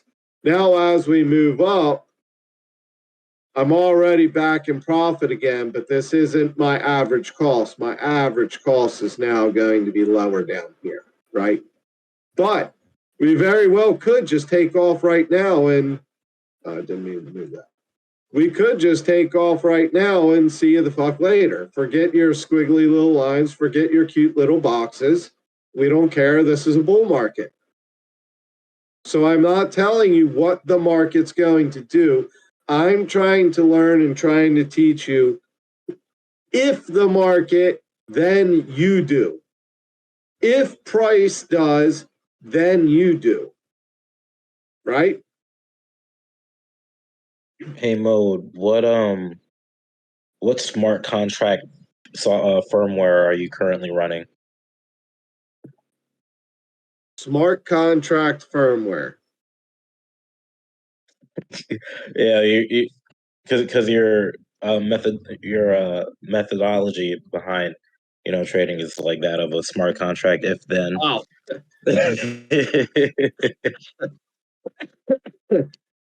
I do try to look at the market analytically, but also break it down very simply. I used to have all kinds of different crazy indicators and shit that I would use because, I'm always trying to learn more and I know I can be better. And while I can always squeeze a little bit more profit out, right? It's better than trying to squeeze that last little bit of profit out?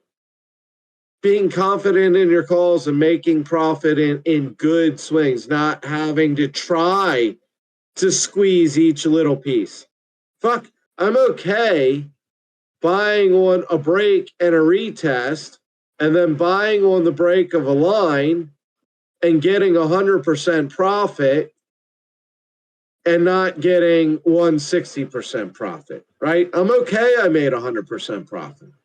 When you learn to make good swings and good moves, you don't have to squeeze every last little percent out, which is what I was trying to learn to do. So I was paying for courses. I was watching people that I should have never been taking financial advice from on YouTube, but I was watching hours of their shit before I learned, wait a minute, this guy seems like a fucking bozo. He talked a good game, but I'm not seeing where any of this actually works. You know? You find that you start doing that, or you started to do that once you became more grateful of your victories, instead of feeling the need to be so OCD with entries like Pico tops, Pico Honestly, bottoms. it was more so after I lost my fucking ass in nearly everything. And it wasn't about trying to make plays and squeeze every percent out, but I better be sure of every fucking move I make from here on out, because I did not have proper risk management. I did not understand how big market crashes could happen. I stopped paying attention to my trading account and got more into NFTs and got holding a bunch of bags I never should have. So I started learning that more when each and every trade became more do or die for me, and not, oh, well, if I get stopped out, I get stopped. I couldn't afford to get stopped out anymore. No, so I started looking more and more, and that's literally when I started, looking more at Thor as a tool even. Once I started getting my accounts back up, and knew, okay, we're going through an extended bear. That's when I started looking more at Thor, and then talking with Andy on a more regular basis, and here we are on this fine fucking Tuesday night.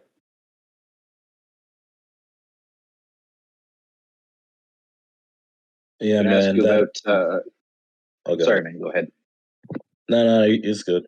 All you. All right.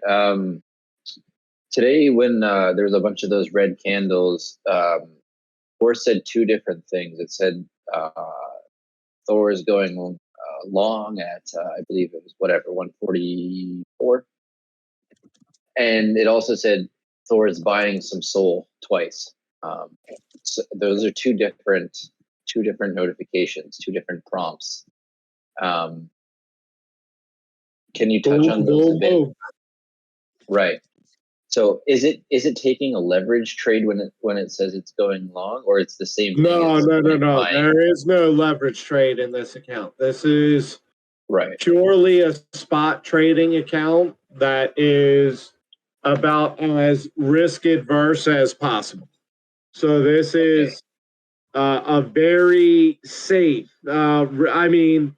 This is about as safe as you are going to get when you are in the very risky space of crypto, trading an asset like Solana, right? So this is very risky to begin with, but in this very risky space, this is one of the more risk adverse and protective contracts. So there is no leverage.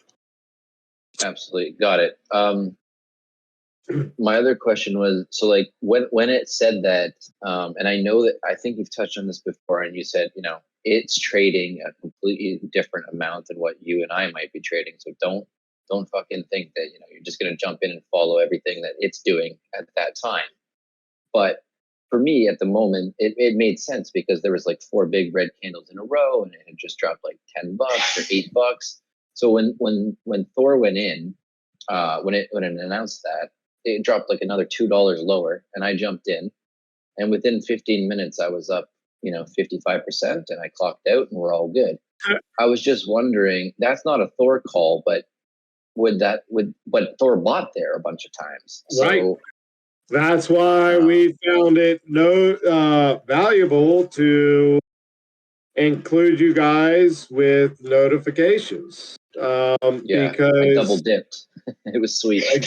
Again, you use that as an indicator, as an if then type indicator, and you made an educated move based on that current information. That's what indicators are. No one's ever going to tell you what the market's going to do. And that's exactly what Thor calls are, right? If Solana drops to this price, then buy long. And if it hits this price, take profit. If it drops here, cut stop loss, right? Everything's an if then in movements in trading, right? You have to, of course, you want to make the reaction before the market makes its move, right? You don't want to be late to the party, but you don't always want to be early. That's why we look at multiple indicators. And like I said, one of my ultimate ones is trend lines. When you break a trend line, break, retest, right? Now we're still trending up. Now I would have a trend line. Now these wicks are kind of crazy, so it'd be hard to include them. But I'd be looking at a trend line, something like this, right? Once we broke, but overall, you see the massive trend line we have. I'm going to use this as a quick opportunity to ask you something I don't understand about wicks, if that's okay. 100%, bro. When you see these giant wicks, they might not follow these trend lines, as you were just saying. Like, it's hard to include them. What's the deal with like these huge thin wicks that quote unquote don't fill? Like, what does it mean when you see it dipping down past this green line here, but not staying? Like, what's going on there? So what can happen a lot of times, we're in a bull market, right? There's new liquidity coming in. There's some uneducated people. We broke 120, right? We're at 130. We're at 140. We're breaking 150, and we're going easy to we're going past 150, right? So I'm a new trader. I'm going to FOMO in. And what I'm going to do is I'm going to open a long, because look, we just keep going up. Look how much we're pumping. I'm going to open a long position. I'm going to set my stop loss here right below the last low, right? And we're going to the moon up here to 150. Well, how's that play out? You liquidate me. You jump right back in, and now I have to buy back in at the same price of where I started after you took my fucking money already, right? So people that FOMO in, or people that bought down here and didn't take profits yet, they see, holy shit, I'm up, especially if you buy down here, break, retest. Holy shit, I'm up 40%. Man, this is going to the fucking moon. Holy shit. Now I'm down to even again. I better get out of here. I better just get out while I'm even. I was up 40%. Now I'm back to even. I should just sell now before I lose it. And then where are we? That's called market maker games. This is called fucking people out of their money that are new to crypto or are FOMOing in late. Or making a lot late of pain reaction. was felt last week. That's what those are called, right? Same with Bitcoin, right? That's what that's called. People buy in here because, dude, we hit 63. You fucking right, we're going to 65. I'm So is it buying likely in. that I'm set is it likely my that stop Thor's loss gonna right below last low because we're going to 65,000 and new all-time highs. Look what happened. I get liquidated out. At best, I probably buy back in here after I get stopped out. Right? It's market maker games, man. It's ways for them to take money off of the table and into their pocket and then get back to business just as it fucking was. brilliant? It makes tons of sense, and I've obviously fallen prey to this a ton of times when I didn't know like anything at all early on. When you see a bunch of these capitulations, like what you just talked about, getting shaken out, I guess one, do you expect Thor to buy on the strong assets since it's not like an indicator of it really breaking a trend? It's just a Yep, because it doesn't operate emotionally. It just sees the data point. And if it hits the data point, it planned its trade, it's going to trade that plan. It's not emotional about it.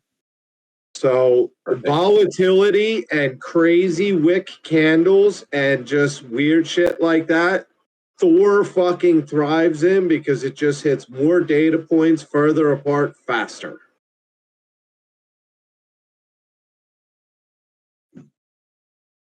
Imagine if Thor was operating on Bitcoin like solely. You think it will collect the data slower?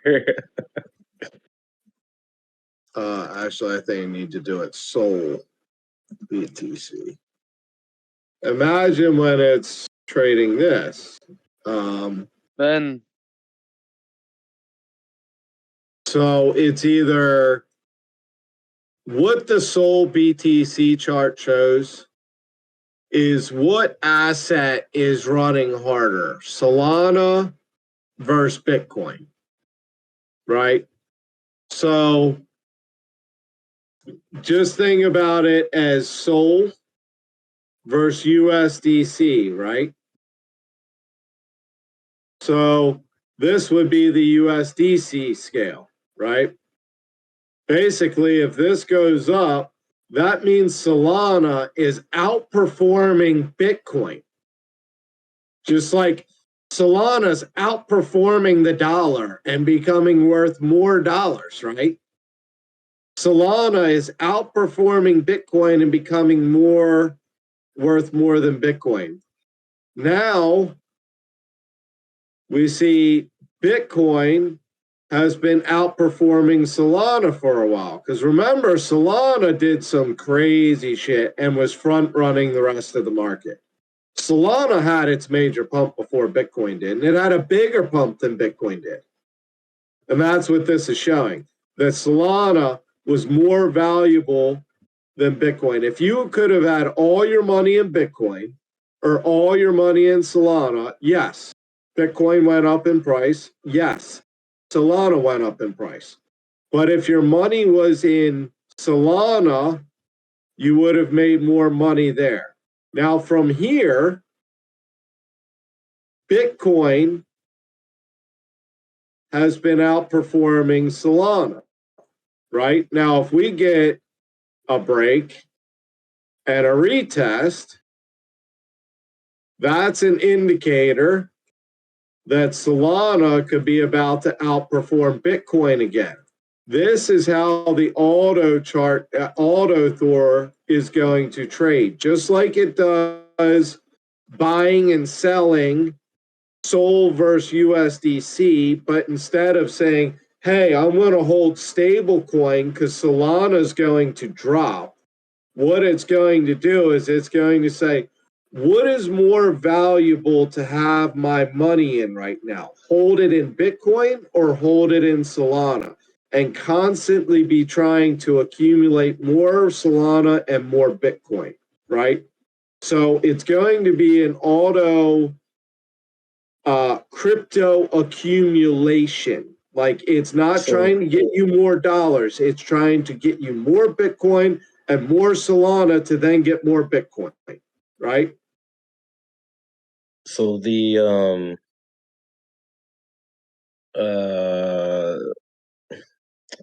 I don't know. I think I'm confusing myself with my question, so never mind. Does this make sense though? Sol versus Bitcoin, and how you can trade one crypto against another. So, like, this is how to Yeah. trade one crypto against another and always be in the market. My money's in Solana or my money's in Bitcoin, which fuck US dollar, it's a shit coin.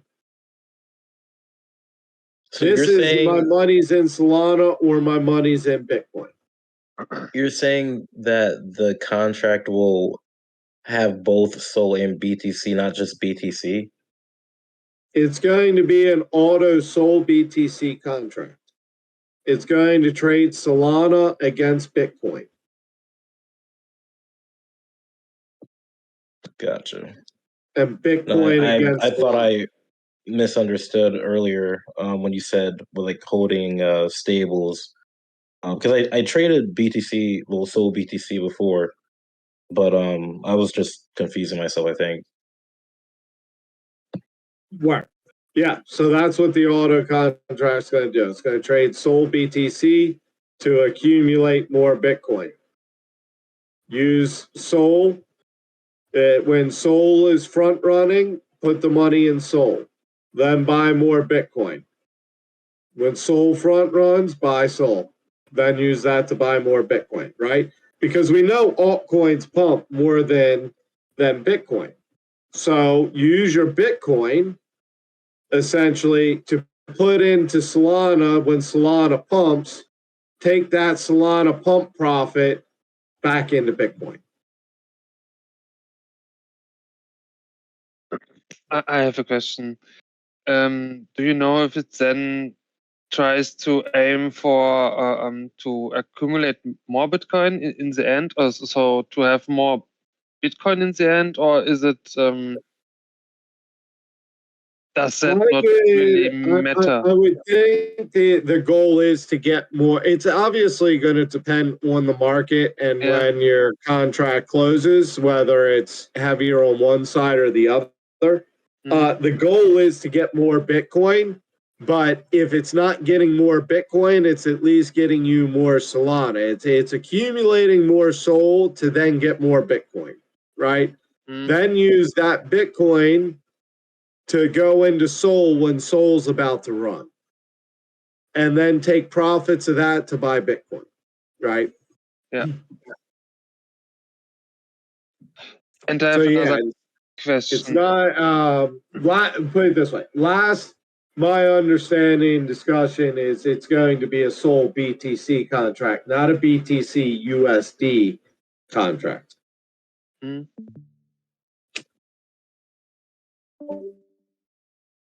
If I would not try to do it on my own with spot bags, how would I start it? I mean, when I don't have anything, right? How do I start? Do I put my money first into what, or do I simply make half of it? Right? When I say I want to try this with $100 or 1K. Do I go then 500 into Sol and 500 into Bitcoin and then start, or right? So I'm thinking about that. How do I even start that? Yeah. Well, again, not financial advice. Do your sure. own research. I'm trying to help you do your own research. Put this in financial advice. So, if you're looking at, if you want to do the Sol, well, let me phrase this in two ways. I guess I'll ask you a question. Do you want to do the 500 to 5K just trading Bitcoin to get Bitcoin up to there? Or do you want to do it Bitcoin versus Solana to get there?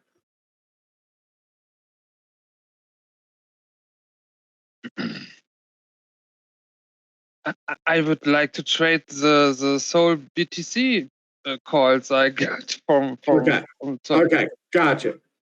So, okay. Yeah, okay. You're talking about using the Thordinal calls, the Thordinal Soul BTC calls. Yeah. I need Okay, that too. perfect. Thanks, Abby. Sorry. Yes, I got you. My bad. I missed that part. Okay. Yeah. So what you would do is just, honestly, you would just start with one of those calls. Like if it's saying, if there's a call here saying go back into Solana, that's when you just want to buy the Solana or take some Solana from your other account, whatever, and then maybe sell it to take profit for that BTC, right? So you got to start somewhere, right? I get what you're saying, like where to start. So if you have some soul you want to put in, I would say just start with one of the calls that is saying buy soul, basically, okay, there's that soul. If it's saying buy soul right here, okay, so there's 2 soul you put in. Now you're going to sell that 2 soul when it says. And you're going to have the Bitcoin. And then when it tells you to change the Bitcoin back to Solana, then that's what you're going to do. But you do just got to kind of pick a starting point somewhere. Mm. And when you say, would it be a long, basically, right? A Soul BTC long. That says to me, okay, now I can buy a Soul and wait. That means Soul is going to go longer than Bitcoin. Okay. That means your money is more valuable long in Soul than it is long in BTC. Okay. Yeah, when you say it's you're easy. looking at a long in Soul versus BTC, right? Just like Soul versus USDC, a long would be Soul is going to outperform stablecoin, right? Like Soul USDC just means Soul, if it's going up, that means Soul is outperforming the US dollar stablecoin. So this chart, if it's going up, that means Soul is outperforming Bitcoin. So to go long Soul BTC is to buy Soul instead of Bitcoin. Yeah. Okay.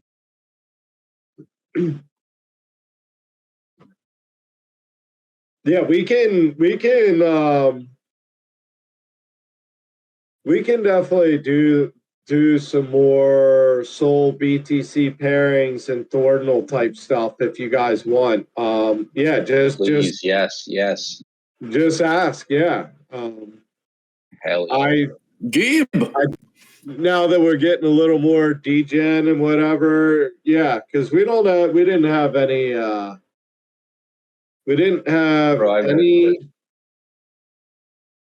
Soul or BTC calls. I'll see if there's any now. I've been hoarding as many Thordinals as I can get my hands on, but I've not used a single call yet. So I'm glad Abby at least spoke up. So I got to change that. I'll be honest with you, brother. I'm kind of in the same boat right now. And I'll tell you why. I do want more Bitcoin. Obviously, Bitcoin is the thing I want more of the most. However, I think Bitcoin has a 2 to 3x from here, max.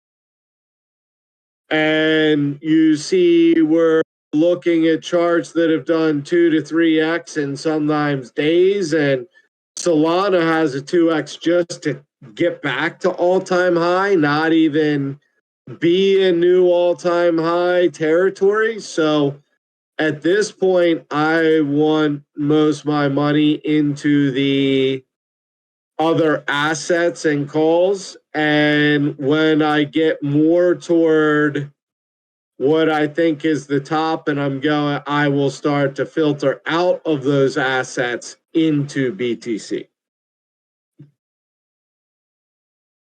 Great stuff. Thanks a lot for that. For sure, for sure. Hey y'all, appreciate more. I gotta take a dip. But this has been an awesome fucking session. I know you mentioned, Mo, that you wanted to incorporate like themed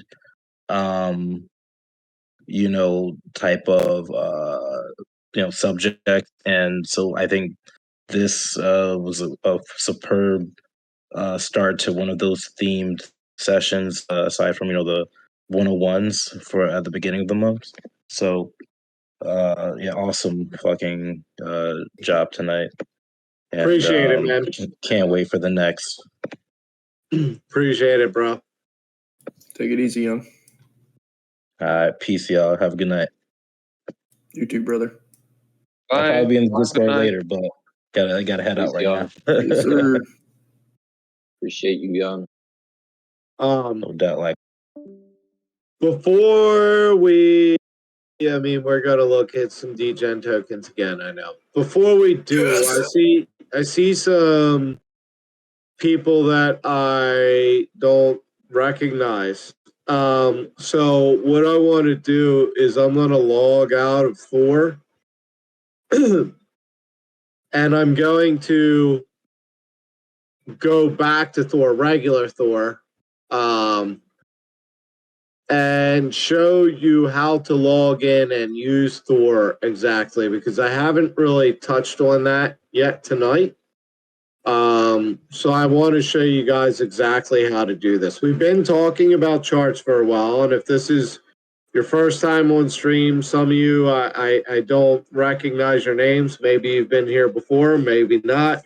I want to make sure you understand something, that all the charts we go over and all the degen shit we look at, we talk about, you do not need to understand charts. You do not need to even look at charts in order to use Thor and be a profitable trader with Thor.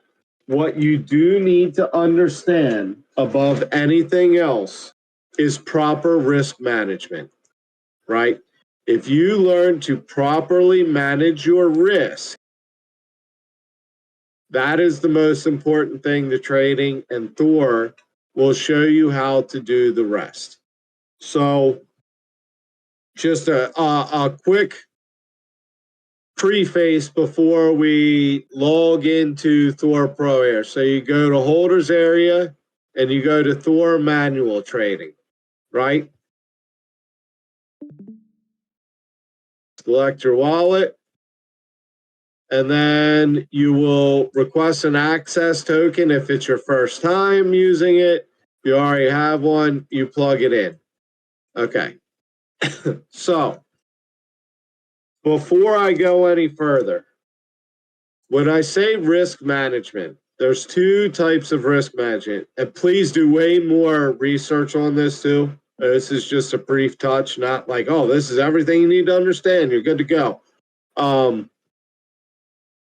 There's kind of two types of risk management you need to understand: portfolio management and trade management.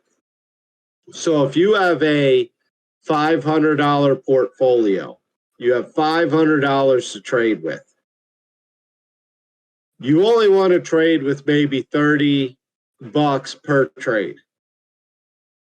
And of that $30 per trade, you only want to risk like $3, right? So of your $500, well, I think before I said of your $500, you spend 40 to 50 in a single trade. And in that single trade of $40 to $50, you're not going to lose more than $4 or $5, right? So of your $500 portfolio, you're only risking $4 to $5, because in your single trade, you're making sure you only use 40 to $50. And in that single trade, you're making sure that you're only then exposing $4 to $5, right? So, that being said, if we go to our assets here, if there's an asterisk next to the asset, that means there's a call for it. So there are calls now, which there weren't earlier, for SOL and USD. We go to the 15-minute, or I'm sorry, we just drop down the time frame, and we see the asterisk next to the 1 day. That means there's 1 day calls for Solana. We'll go to the call. That is a mega call. Mega call down here at just below $50. Let's say you want to take this call. We just talked about risk management, everything else. I told you don't need to look at charts in order to understand and use Thor. What do? You want to take this trade, right? Here's the trade right here. Entry, $49.38, $46.81. My take profit will be at $89. So what I'll do is I'll go right here to the RM button, risk management. Risk management, set up trade. So right here, I choose the profit point I want to go to, 1, 2, or 3. I usually stick with take profit 1. Again, this is where you can calculate your risk tolerance. In here, you will put the amount you are willing to risk. So remember, so we had a $500 portfolio. We're looking to spend maybe 40 to 50 per trade, but we're only going to risk $4 to $5 out of that individual trade, right? So I'm going to type in 4 because I'm only willing to risk $4 in this trade. This one's going to be kind of wonky because it's such a fucking giant. But anyway, calculate. We'll look here at my risk. I usually go right here in the middle. You know, this determines your risk to reward ratio. I at least want 1 to 1.5, if 1 to 1.2 personally, and I like to do the TP1. But we're just going to go right here in the middle. So I'm going to do this again. I want to take this Solana trade. Well, I go to risk management, set up trade to look at this closer. Risk management, set up trade. I only want to risk $5 on this trade, so I'll input 5. Calculate. We'll look here right to the middle. And I know now I need to buy 0.16 Solana at $46.81. And I'm going to sell that 0.16 Solana at $89.75. And I'm going to have my stop loss set at $14.61. So I haven't looked at a chart or anything else. All I know is I want to take this call and I don't want to lose more than $5. And now I know exactly where to buy, exactly where to sell, and exactly where to cut my losses if the charts go the other way. Right? We'll look at another asset just because. ADA's probably got some good round numbers. We're going to go to the 1 hour call, look at something a little bit closer that's not so far extended. Okay, so we got a long and a short, right? So we'll look at both of these. We'll look at the long and the short because you could theoretically take both. You're like, wait a minute, how's it making a long call and a short call, right? Because what Thor is saying is if we pump up to here, then you short. If we go back to TP1, then you take profit. If we dump down to entry, then you enter. If we pump up to take profit, then you exit, right? Everything is if then when. So it's not saying we are going to go down to here. It's not saying we are going to go up to here. It's saying if we pump up to 77 cents, 76 cents, then go short and look to take profit at 74 cents. If price dumps down to 69.1 to 69.5, then go long and take profits at 71.9, right? So how would I do this? Okay, I'm not interested in going short. I just want to go long. Okay, let's take the long call. We're going to go to risk management. Again, we only want to risk $5 on this trade. Calculate. I'm going to look right here to the middle. And I'm going to say, okay, buying 241 ADA at 69 cents. And I'm going to sell my 241 ADA at 72 cents. And I'm going to cut my losses at 67 cents. So I'm buying at 69, and if I'm wrong, I'm selling it at 67 to protect my capital. That way, I only lose $5. That is how you manage your risk. Because if you have a $500 account and you're only exposing $4 to $5 at a time, you can take as many of these trades as you really want. Calculate. Okay, so I know if if ADA pumps up, I'm going to sell or open a short for 267 ADA at 76 cents. And I'm going to close that short, or I'm going to buy back that ADA at 74 cents. And if it goes the opposite way, I'm either going to close my contract or just buy back in at 78.6 for a loss of only $5. So you see how protecting your capital by only exposing a small portion of your portfolio into one trade, and of that one trade, only exposing a small portion of that to being stopped out to loss. This is literally the most important thing I've talked about on stream all night. So if there's any questions about this, please let me know. I know that it looks like some people I haven't recognized, or maybe you just got some frog PFPs now that I didn't see before. But this is how to use Thor. This is how to manage your risk. This is how to be a profitable trader, whether you're great at looking at charts or you do not understand charts at all. So any questions on this?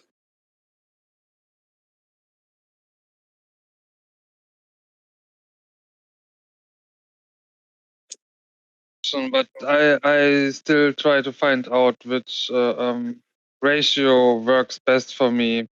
Right now I have 3 accounts, and I have the 1-to-2 ratio on one account, 1 to 1.5 on another, and so on. So yeah, I think so that's based on your risk tolerance, right? And like, so for me, in my risk tolerance, right?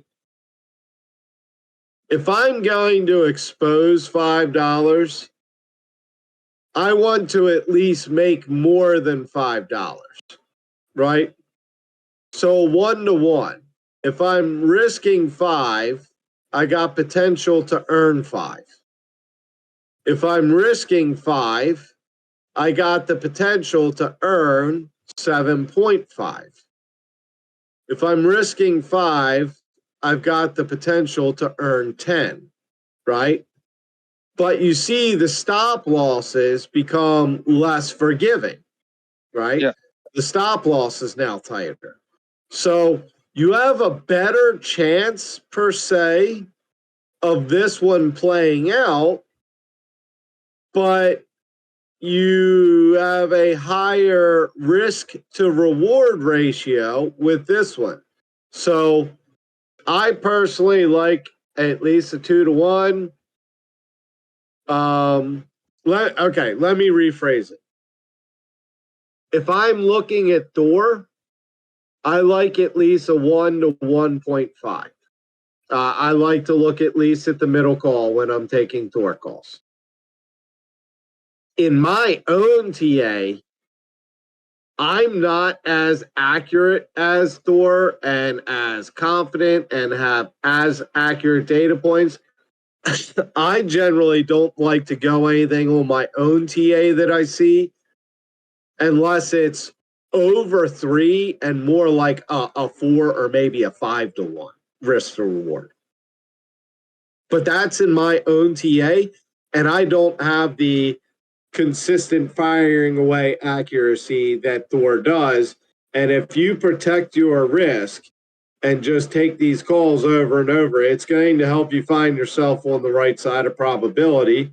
And it may seem like slow, small increases, and it is, but those small, slow increases compound.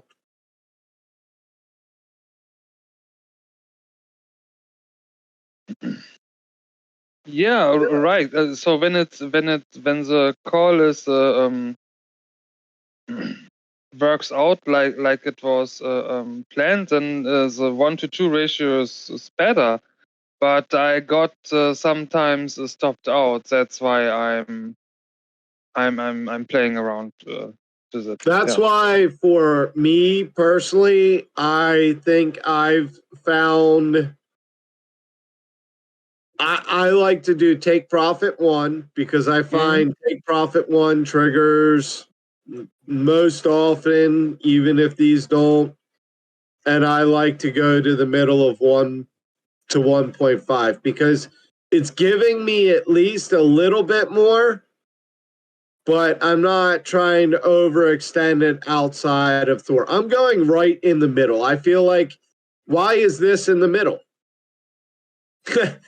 You know, if I'm not sure which end to go with, just go with the happy medium of the middle of what Thor is calling, right? The median. So I go with TP1 because it's most typically hit, and then I go with the median. And this personally has been what I've found the most returns on and what I stick with. Yeah, gotcha.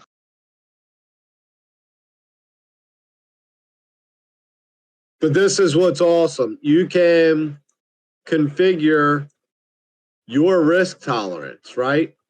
Do you want to go? You said, well, you're saying go to the medium. Well, I'm going to go to TP2 and the median. Okay, fine.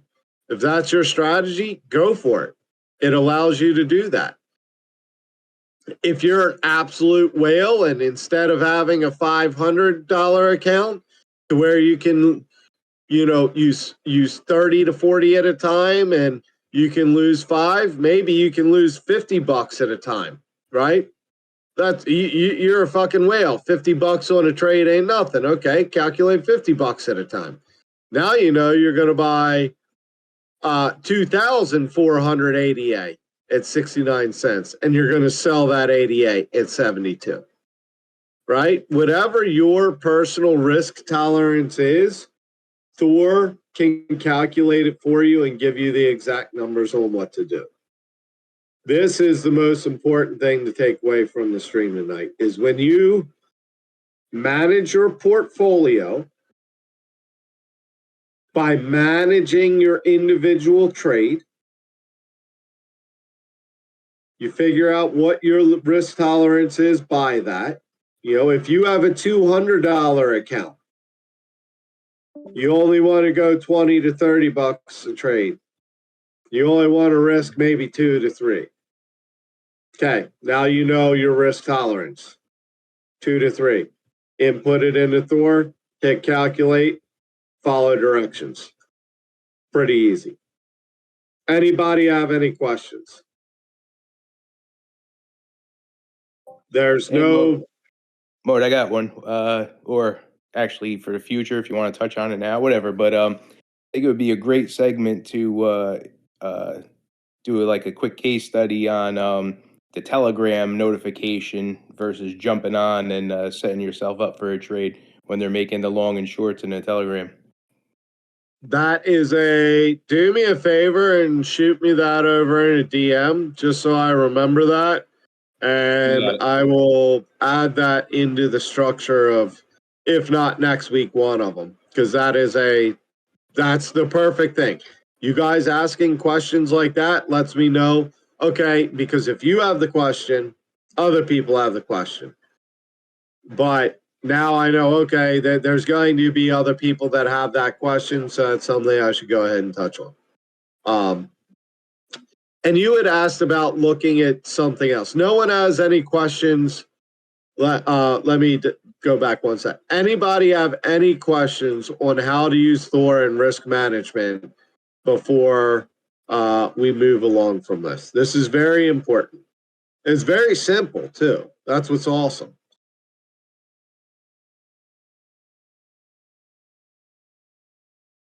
Motherfucking Thor.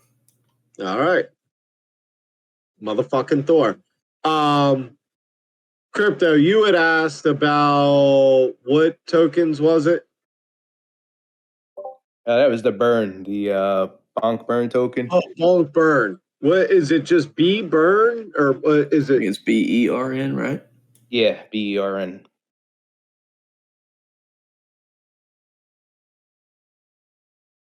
Yeah, the top one.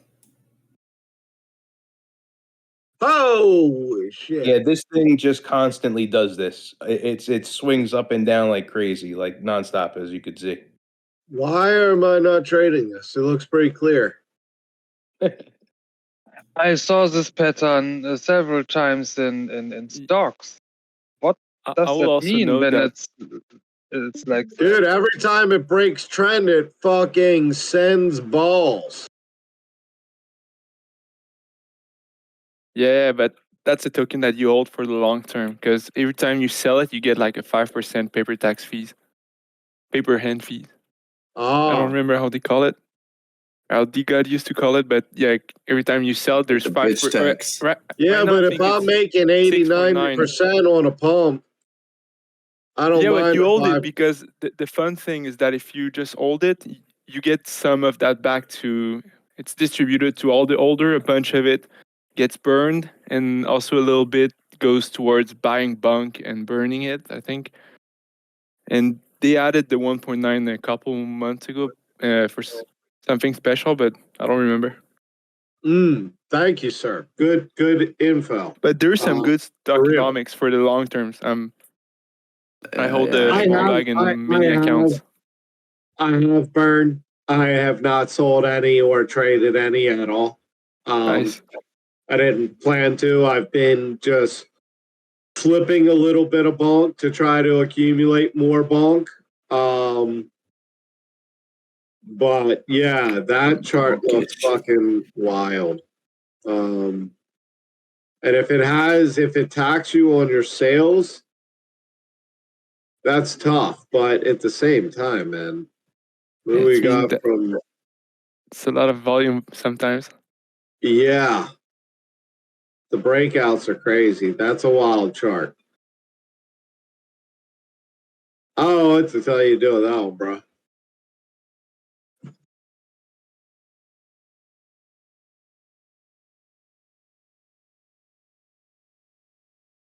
So what are we at? Oh, we made 8 cents, motherfuckers. I told you we know what we're doing. We made here. money. We're out. Fucking bull Let's market, go. Glenn Lambo. For only $29.95 per session, I can teach you to be just like me. DJ drawing lines with some green dots on it. No, but if you are buying an asset or if you are new, you know what I did is I put the $10 in here, right, to buy it. Well, now while my wallet's connected, if I just reverse it to show me how much bonk I have, if I hit 100, if I were to convert 100% of my bonk to USDC right now, what would it be worth? So, I mean, I paid $10, so it hasn't fucking moved. I just made the trade, so I didn't expect it to. But just showing you how you can see what the value you put in has become.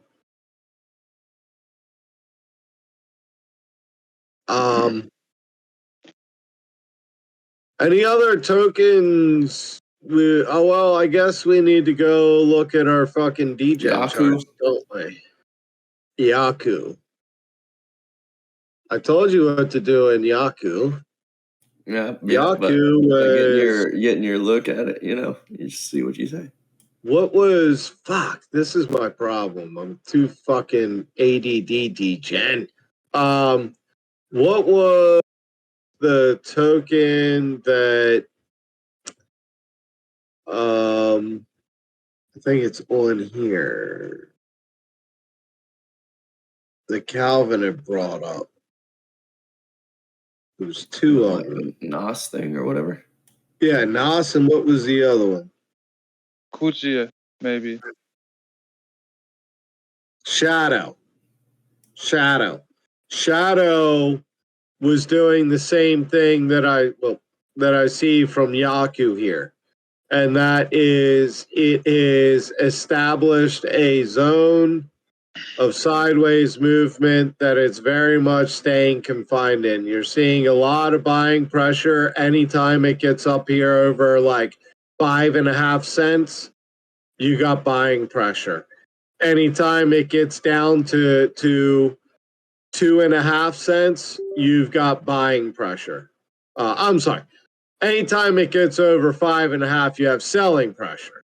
Anytime it gets down to 2.5, you've got buying pressure. So, buy low, sell high. Yaku looks like it could be coming down. Ultimately, I'd want to see this line get broken, right? I'd want to see that line get broken, but if you're looking to DCA near the bottom, anywhere here near the bottom looks pretty good, especially once we break this shorter term, deeper temporary line to at least let you know we're not just going to continue straight down, but we are finding support here.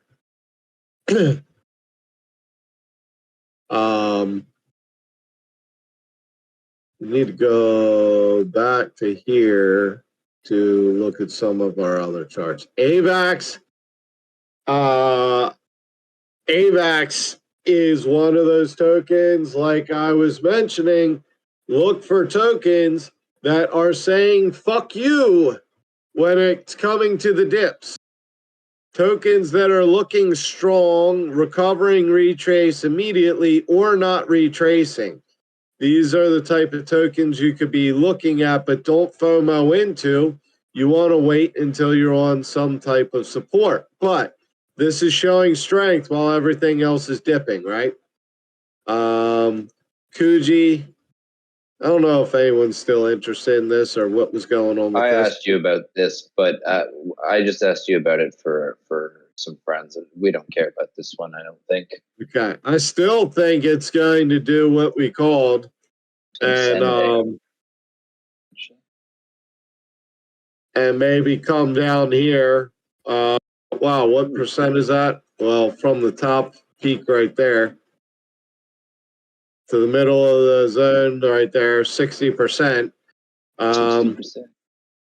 And you see the big zone that it just blew away from without testing. So tell your friends I still think they're going to get a buy at 225, 2.25.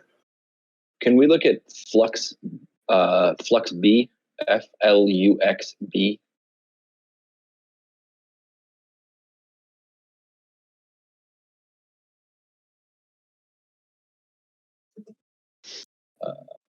Flux Beam. I think you have to go to Flux Bot. Yeah. but I mean we watched it once. I don't know if you remember it. I asked you because I Whoa. didn't know what to do. Yeah, it's the same like the coin. There is a tax when you buy or sell, and then Okay. the people gets it back. Basically, the new token 2020 can do that, and it's the new token. Basically, that yeah.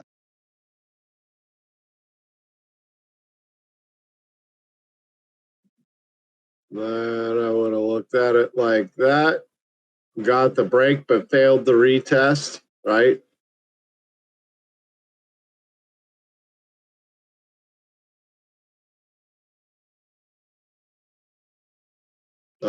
We see a zone right here.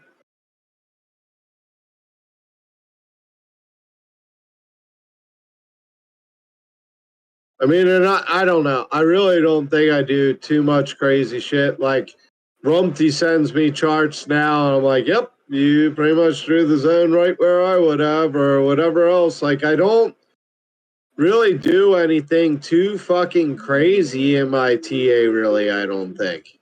And I try to keep it very simple because I fucking overcomplicated my trading greatly, and my bags didn't do well because of it. Like, keep it simple, stupid. Well, these lines really help with that, man. They've really helped since you've been talking about the diagonal lines being so important. Just forming those little channels is you don't, like you said, you don't need to overdo it. Just having that as a visual. Okay, we're bumping up against resistance. We're breaking or retesting. We're here's a zone that we just blew past that we need to come and retest. Maybe that's super. Yeah, and it's pretty simple, right? It's like, it's nothing too crazy or complicated. It's this, and it doesn't always play out, but how often do we see that it does, right? And if you're managing your risk, again, I don't mean to sound arrogant, but making money is easy when you follow the rules. Following the rules is the hard part, and learning the rules and learning how the rules flex and bend a little bit, that's what takes practice and time, right? The discipline to follow those rules is harder than learning them. In my opinion and in my experience, it's harder to make the reaction because you do get emotional. We are humans, right? But the further along I've got in my TA to understand these levels and to witness these things just happen over and over again, gives me the confidence now to make the moves, right? And to not FOMO.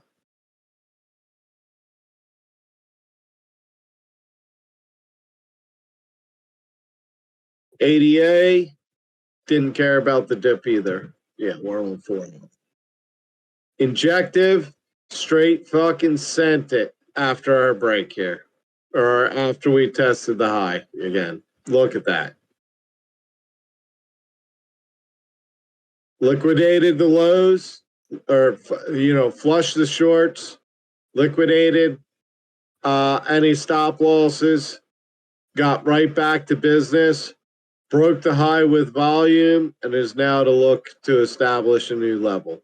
Probably will come back down and test this point at some time, but for now, looks like it may be gone. 50 is also a psychological number, so it may do a little dancing in between here at 50 just because it's a clean psychological number. Fifth, showed you my charts before on Bird Eye. Was buying. Yeah, clean some of this shit up.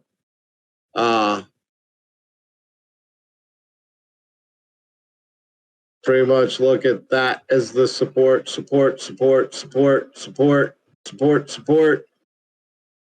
Found support, but crazy fucking wick shit.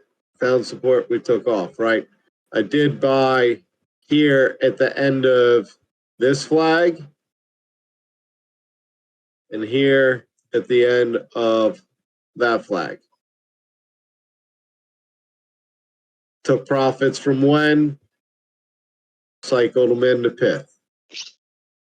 Do you see any zones? I'm sorry, what was it? Do you see any zones there for pith?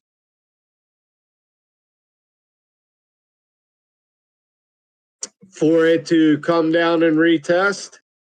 Yeah.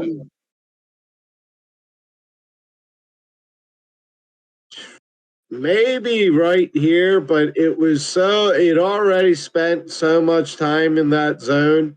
It didn't really leave a gap. It did blow right up to a new zone, but it retested all the way down. Here, same thing. It did just blast up, but it didn't. Yeah, the only zone it really left was here, and you see it immediately filled it. That was one of the things I said. Like, this doesn't seem like it had reacted to the market. Like, when everything else was exploding, it was still taking its full consolidation, then pump up, full consolidation. So I'm waiting for a pump up. And honestly, I'm going to take my money out and I'm going to wait for the full consolidation and decide if I'm buying back in or not. But at least I'll take my initial money out and I'll have some free pith to then go stake or whatever. At this point, I could have 40%, but what's my indicator? The trend is your friend until the end. So why do I want to get rid of this trend until it ends? This is my friend until it ends. Once it ends, then I'll take my profit. And then once the next red line starts, I'm going to wait until the trend ends because it's my friend. It's giving me lower prices until it ends. Now I need to get back in until the next green. Mm.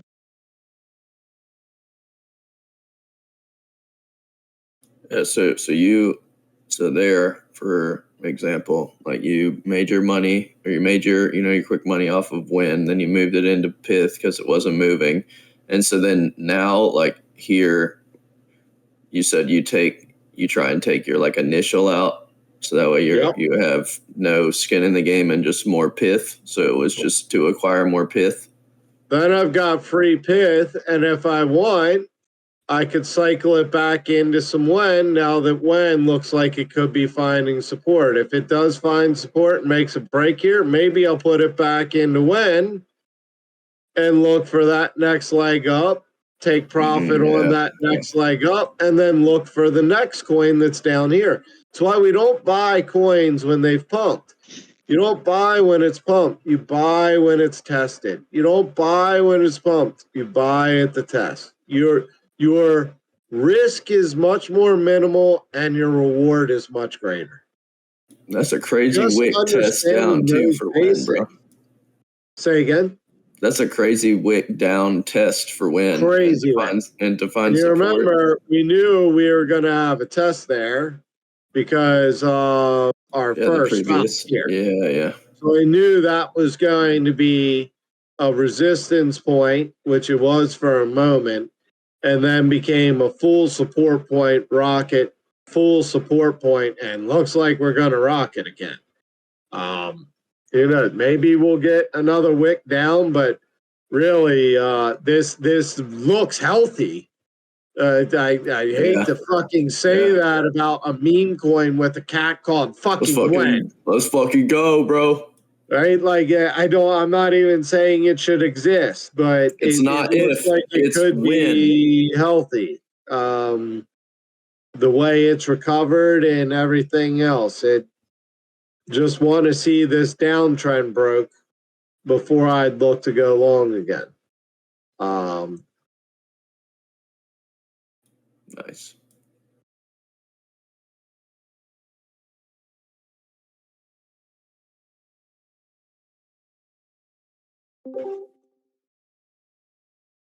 Dude, it might make the break, man. We gotta see. All right, we've gone 3 fucking hours. What else we got? Well, I got a couple more, and I'm getting off here. B&B, fuck B&B, unless someone's interested. Gala, holy shit, boys and girls. Remember, we talked about this call. I talked about this call for weeks.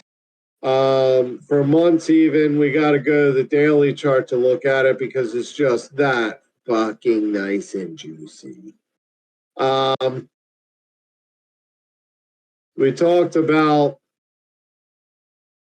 this super downtrend that got broke and then pumped with some volume, but we didn't hold the retest, right? We got the break, but we didn't hold the retest. We ended up pushing for lower low.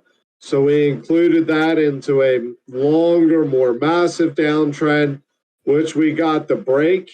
Once we hit this up here, we set our fib to give us our entry point for our retest in the gold zone. We said buy in the gold zone and to take profit point 1 right here at the blue line, take profit point 2 right here before the green line. So I'm going to zoom this in just a little bit. You remember, you see that we had some price action there, but then it took off. We said buy here in the gold, take profit 1 would be here at 130% or so.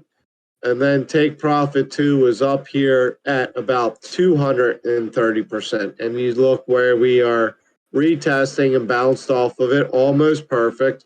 Almost if market makers play games and know what they're doing in front, we just got to figure it out and play the if and when game. Congrats if you took this trade. I would not buy Gala right now. That being said, I would look to potentially buy Gala back at the bottom of this zone, or after it does come to a retrace right here at the bottom of the zone, and this top testing these again puts us at what? 60%. So somewhere, may even pump a little more, maybe even up to that next line, but pumps up to here. Yup, down to the bottom of our zone, almost perfect. There's our 60%. So I want to look to pick up a Gala at 40, right? I'm not buying Gala at 71. I want to pick up Gala at 40. 40 cents is my target buy for Gala now. That being said, Gala, even though we just missed a pump of 452% from all-time highs, even though we missed a pump of 250% from our buy zone, if we get back to that 40 or even 50 and can get some buys in, we're looking at another 1,500% to test all-time highs. That's not new territory. That's why Bitcoin is boring at 2 to 3x, right? That's why we're fucking degenerates here late night in a degen den. Not financial advice, do your own research, but if you think Gala has strong fundamentals, you're into gaming, maybe this is a play you want to add to your bags and, you know, potential spot bags for long holding, because I'm thinking this, you know, could be, you know, this could be a while. This could be a year or so before we're looking at this. But either way, I'm not buying it while it's all extended out, like we've been saying all night. Wait till it cools off. GMT, we talked about GMT when we came down here on the support. We said there was a potential for a trade here. Set stop loss below last low if you wanted to take that trade. It would have been a good one, as you're currently up 37%. What I would do is move my stop loss up to 0, and I would actually move into profit. I would set my stop loss right here where it last tested the EMA. So if it does take a shit from here, at least I've got 7% profit 5% goes to profit, 2% will probably cover fees and bullshit. So, at least I get 5% off of this call. Not bad. If it continues to go, though, we're looking at 100% profit up to this next giant resistance point, right? We have resistance, resistance, resistance, resistance, resistance, resistance. If we find resistance on it, we will probably go to support, support, resistance, resistance. Test that for resistance. OMI. Remember we said we had the accumulation zone down here. Currently up about 100%. It looks like we have broke through our cap. It looks like we are breaking our downtrend. That is nice that we are breaking through the high and breaking the downtrend while the RSI is at neutral and not while the RSI is all FOMO'd out, right? We're not having a top all FOMO'd out, right? We're not pushing the highs while the RSI is FOMO'd out. We're pushing the highs right now while the RSI is reset back down to neutral. Yeah, it did push, and then it got a nice healthy retest and is reset and is looking very strong. Not financial advice. Do your own research if you're interested in OMI. From this point right here, we've got 300% up to next major resistance points.